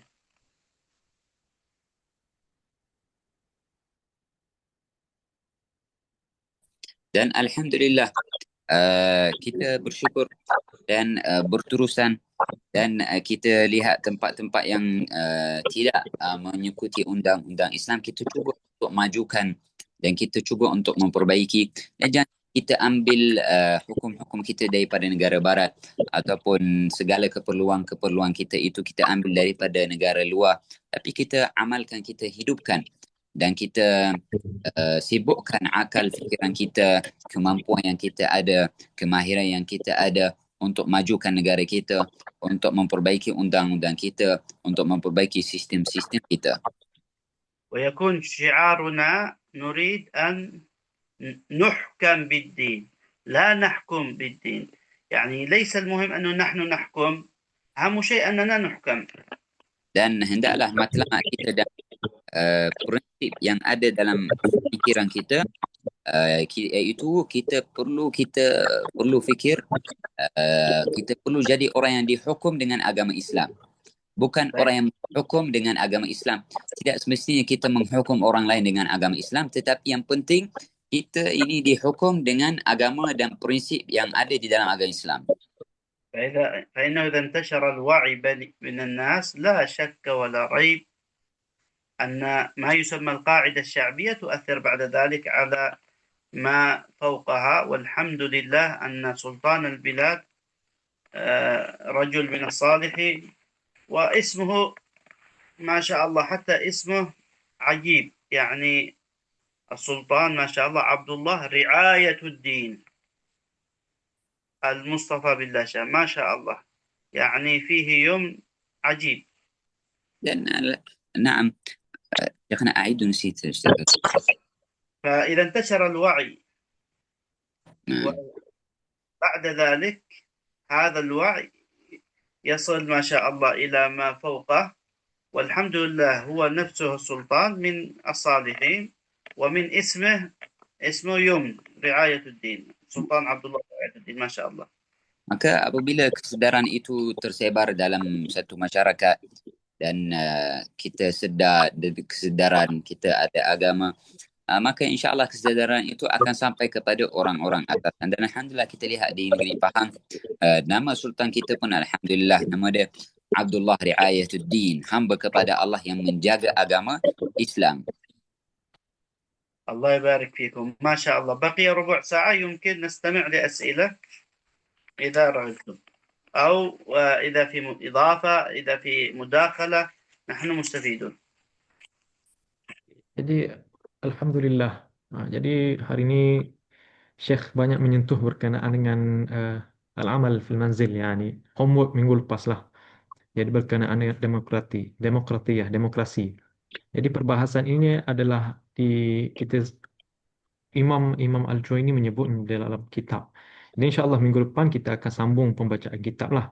Jadi Syekhna, عندي ممكن على ما فهمت قلتم أن الديمقراطية التي تجري في أمريكي مثلا في أمريكية آه، حتى يعني ظهر ليبراليست يعني هذا الأمر دليل على فشلهم فشل الديمقراطية صح؟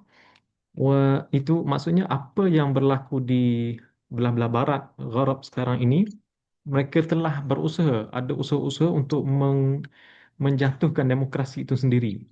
Jadi kalaulah demokrasi ini kita kata betul, tak dia takkan jadi macam tu. So ada perkara lain yang berlaku sehingga Zahara atau munculnya geng-geng liberalis, feminis apa, mereka nak menjatuhkan demokrasi ini.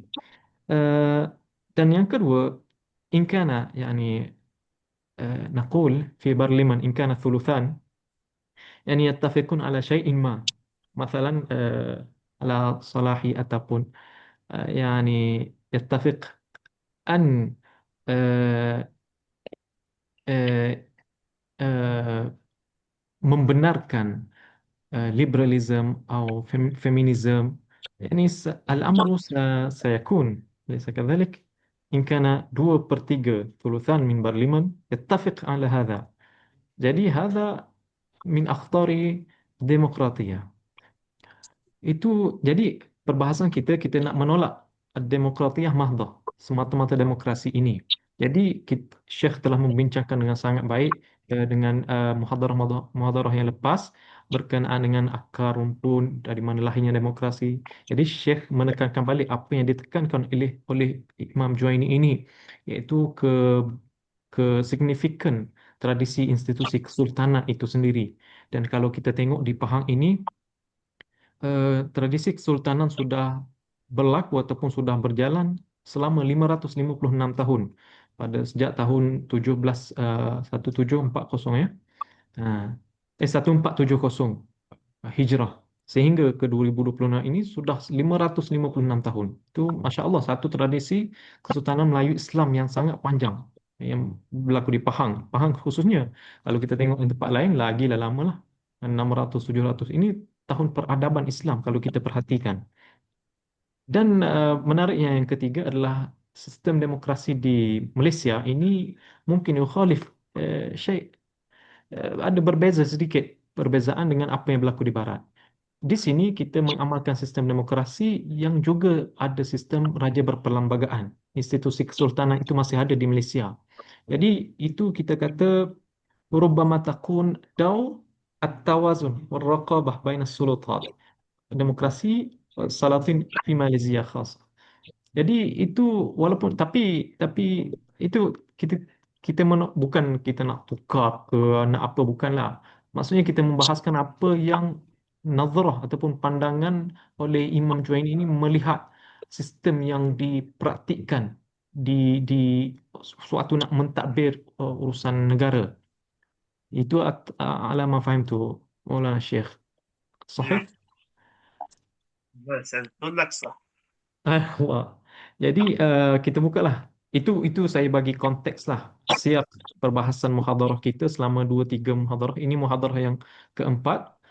Jadi kita bukalah kalau ada daripada kalangan audiens peserta nak berdiskusi ataupun mengkritik pun boleh, bagi istirahat cadangan ataupun bertanyakan soalan kepada Syekh. Syekh berlatar belakang usul fiqh. Syekh dulu sistem mengkaji dalam Syekhul Islam, Syekh Islam Zakaria Ansari, dan sekarang juga PhD Syekh pun dalam urusan apa politik lah juga ada berkaitan. Jadi kalau nak tanya Syekh boleh, tak ada masalah. Syekh pun mungkin dah tahu dengan wakil di Malaysia. Jadi ahlan wa sahlan. Ada siapa peserta nak tanya-tanyakan soalan? Dan Ustaz Ahmad juga mutarjim yang hebatnya. Alhamdulillah.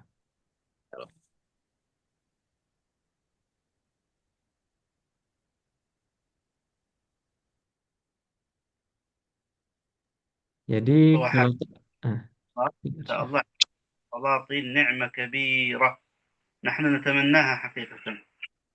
Jadi adanya sistem kesultanan ini adalah satu nikmat yang besar, saya kata, sebab di negara-negara kita ataupun kita berkeinginan adanya sistem ini. Alhamdulillah Malaysia ini sudah ada. أي ملحوظة على النظام عندكم ما شاء الله موجود سلطان التفوا حوله يقوى ما شاء الله أكثر وأكثر على تغيير ما يحتاج إلى تغيير. Di apa-apa kekurangan dalam sistem, ada benda yang kita tak suka ataupun benda yang tidak kena dalam sistem itu, dalam sistem dan industri negara, jadi kita boleh rujuk kepada sultan. Bila kita rujuk kepada sultan dan hubungan kita kuat dengan sultan, benda yang dikira kurang baik bagi kita, insya-Allah akan diubah menjadi satu perkara yang baik untuk rakyat dan masyarakat. وكما تفضل الأستاذ لقمان، السلطان ليس من اليوم ولا من أسرة أكثر من 500 سنة. Sebagaimana yang telah dinyatakan oleh Ustaz Luqman tadi, bahawa sistem kesultanan ini bukan satu hari, bukan satu tahun, tapi dah 500 tahun yang lalu. تأريخ من النفع للبلاد والعباد والدين. Ini dah dikira satu tarikh, satu tempoh yang lama yang memberi manfaat dan persatuan kepada masyarakat. Baik. Ustaz Ahmad ada soalan boleh baca? Bagaimana tausiah silmi Ta'ayush. dalam konteks masyarakat majmuk di Malaysia? Adakah memadai sistem politik di Malaysia atau perlu penambah kebaikan? Syahadat soal.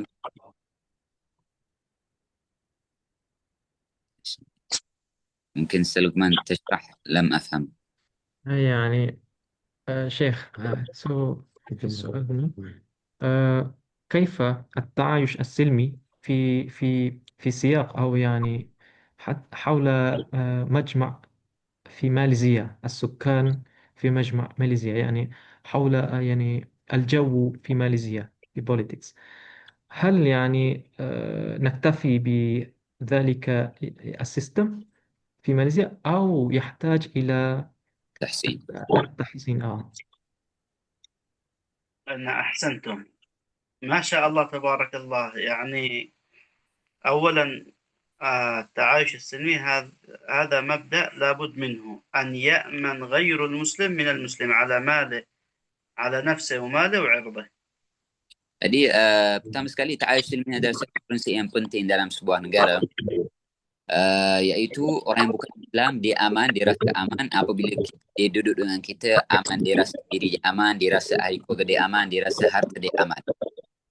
ثم الديانات التي الدستور ضمن لها الحقوق، وهذا الدستور ما شاء الله محكوم بالشريعة الإسلامية، فحقها في إقامة مراكزهم شعائرهم قد ضمن لها الدستور. Adapun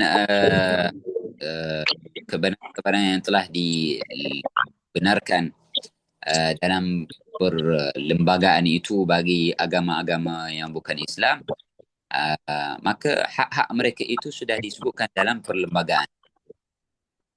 بقي فقط نحن كلنا ليس فقط الماليزيين نحتاج أن نظهر أن ندعوهم إلى الله تبارك وتعالى بلسان الحال قبل لسان المقال. لسان الحال نظهر لهم جمال الإسلام في تعاملنا، وما تيسر من لسان المقال، ما دام أن الدستور يبيح ذلك. Tinggal lagi kita sebagai hak yang kita perlu tunaikan kepada mereka yang bukan Islam, kita sebagai Muslim, sama ada orang Malaysia ataupun bukan Malaysia, kepada mereka yang bukan Islam, kita perlu tunjuk kepada mereka agama Islam dengan perbuatan kita dahulu dan dengan percakapan kita. Tapi kita perlu buktikan dan tunjukkan kepada mereka keindahan Islam dengan kelakuan kita, dengan tingkah laku kita, dan dengan perbuatan dan akhlak kita. حقيقة يا أحباب، البيئة عندكم ما شاء الله خصبة بكل ما تعنيها الكلمة للدعوة إلى الإسلام وللدعوة إلى الله بالنسبة للمسلمين. ما شاء الله. الدين Saya kata di Malaysia ini suasana untuk dakwah orang yang bukan Islam kepada Allah Subhanahu Wa Taala, masya-Allah, suasana yang tenang, dan suasana dan untuk dakwah orang yang bukan orang yang Muslim untuk mendekatkan diri kepada Allah Subhanahu Wa Taala sangat mudah dan sangat senang. Tidak ada banyak kesusahan untuk dakwah orang lain. حتى سبحان الله كما أسلفت، حتى الحكام أنفسهم ما شاء الله في تواضعهم، في قربهم من الناس، في خدمتهم. نحن إذا أردنا في البلاد العربية أن نصل إلى مدير قسم يعني بمشقة، وهذا السلطان نفسه تجده أمامك، فالحمد لله هذه نعمة كبيرة. Malah kita lihat tawaduknya pemimpin-pemimpin di Malaysia, tawaduk mereka turun ke padang, bantu rakyat, salam, jumpa orang ini. Syekh kata di negara Arab kalau kita nak jumpa ketua polis sahaja, kita nak jumpa dia sahaja, perlu tulis surat dan beberapa hari tunggu. Ini ketua polis sahaja, apatah lagi sultan. Tapi alhamdulillah di Malaysia kita jalan jumpa sultan, dia tengah tengok rakyat dan sebagainya. Ini adalah satu nikmat yang luar biasa yang kita perlu syukur. إذا نحتاج فقط إذا في التفاتة إن شاء الله مننا كعامة إلى موضوع دعوة غير المسلمين بلسان الحال والقال. Semua yang kita perlu lakukan dan laksanakan kita sebagai Muslim supaya orang yang bukan Islam dapat masuk Islam dan terkesan dengan agama Islam, kita perlu tunjuk kepada mereka keindahan Islam dengan perbuatan kita, barulah dengan lidah dan percakapan kita.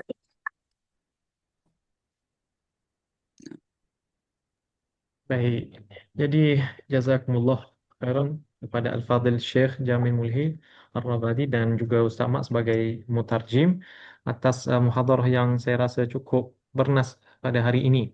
Jadi seperti kita sedia maklum, kita sangat, kalau kita tengok di Malaysia, mungkin kalau kita duduk di sini je kita tak rasa. Tapi kalau kita keluar negara, kita tengok di tempat-tempat yang mungkin tiada sultan, seperti mungkin di negara jiran kita, Madhiratan. Jadi kacau bilau. Jadi boleh jadi sampai berpuluh hatta beratus agama yang diaplikasikan di suatu tempat tersebut. Jadi alhamdulillah dengan kewujudan sultan ni, kita sebenarnya sangat besar manfaat mereka, sangat besar peranan mereka yang mereka mainkan di sesebuah negara itu sebenarnya. Cuma kita tak nampak sebab mungkin kita tak tahu apa yang mereka buat kan. Jadi peranan mereka bukan buat benda juz'i itu. Mereka membawa naratif kuli itu. Jadi pengaplikasian khususnya dalam menjaga agama. Sultan itu menjaga agama. Jadi agama pula kita tidak terbuka kepada pemikiran-pemikiran sesat-sesat yang bercanggah. Jadi di Pahang khususnya, wabil khusus menetapkan manhaj Ahlus Sunnah wal Jamaah ala manhaj Asy'ariyah dan Maturidiyah. Juga ditetapkan satu mazhab iaitu mazhab Syafi'i daripada 4 mazhab muktabarah, dan juga meletakkan konsep tasawuf mengikut Imam Junaid ataupun Imam Ghazali dalam segi suluk kita. Jadi itu sangat kita kata melengkapi 3 arkanuddin, 3 rukun agama yang dijelaskan di dalam hadis Jibril. Itu sangat Masya Allah. Jadi Syekh ni menceritakan pengalaman beliau di tempat beliau sendiri dan di tempat-tempat lain. Jadi bila kita keluar ataupun kita berada di luar sana, kita boleh buat comparison. Yang sebenarnya orang bukan Islam bila tempat yang apabila mereka convert masuk Islam, jadi mereka nak amalkan Islam itu, mereka kata kebanyakan semua mereka kata yang saya jumpa setakat ini, di Malaysia lah paling sedap sekali untuk melaksanakan ibadah, untuk melaksanakan apa syiar-syiar Islam itu secara bebas. Ada azan cara itu syiar-syiar Islam sudah terbina. Itu sangat sangat suatu yang perlu kita rakyat Malaysia sedari dan syukurilah. Dan kita selalu suuzon terhadap kesultanan itu. Satu, suuzon tu inna ba'dadh-dhanni ithmun. Tu satu. Suuzon itu tak boleh. Yang kedua, jelas-jelas buat baik pun kita tak boleh lagi. Itu sangat kita kata kita tak appreciate lah apa yang berlaku, apa yang kita hadapi hari ini. Jadi Alhamdulillah, terima kasih kepada Al-Fadhil Syekh Jamil Mulhi atas penerangan beliau itu tadi, dan juga Al-Fadhil Ustaz Mat atas terjemahan yang baik, dan kepada sahadat hadirin yang hadir pada hari ini. Jadi insya-Allah kita akan bertemu lagi pada next kelas lah. Untuk pengetahuan semua, hari ini kelas yang keempat sebenarnya. Sebelum ini kita buat secara tertutup, tapi rakaman ada insya-Allah, dan nanti kelas seterusnya itu selepas raya lah insya-Allah Ustaz Mat. Syekh, yang ba'dal Eid insya-Allah. Di Malaysia kita beraya lama sikit. Jadi insya-Allah lah pada waktu dan tarikh yang akan ditetapkan kembali insya-Allah. Assalamualaikum warahmatullahi taala wabarakatuh. Jazakumullah khairal jazaa. السلام عليكم ورحمة الله وبركاته. السلام Amin. عليكم. Terima kasih. Alhamdulillah. Terima kasih kepada saudara juga. استودعناكم الله.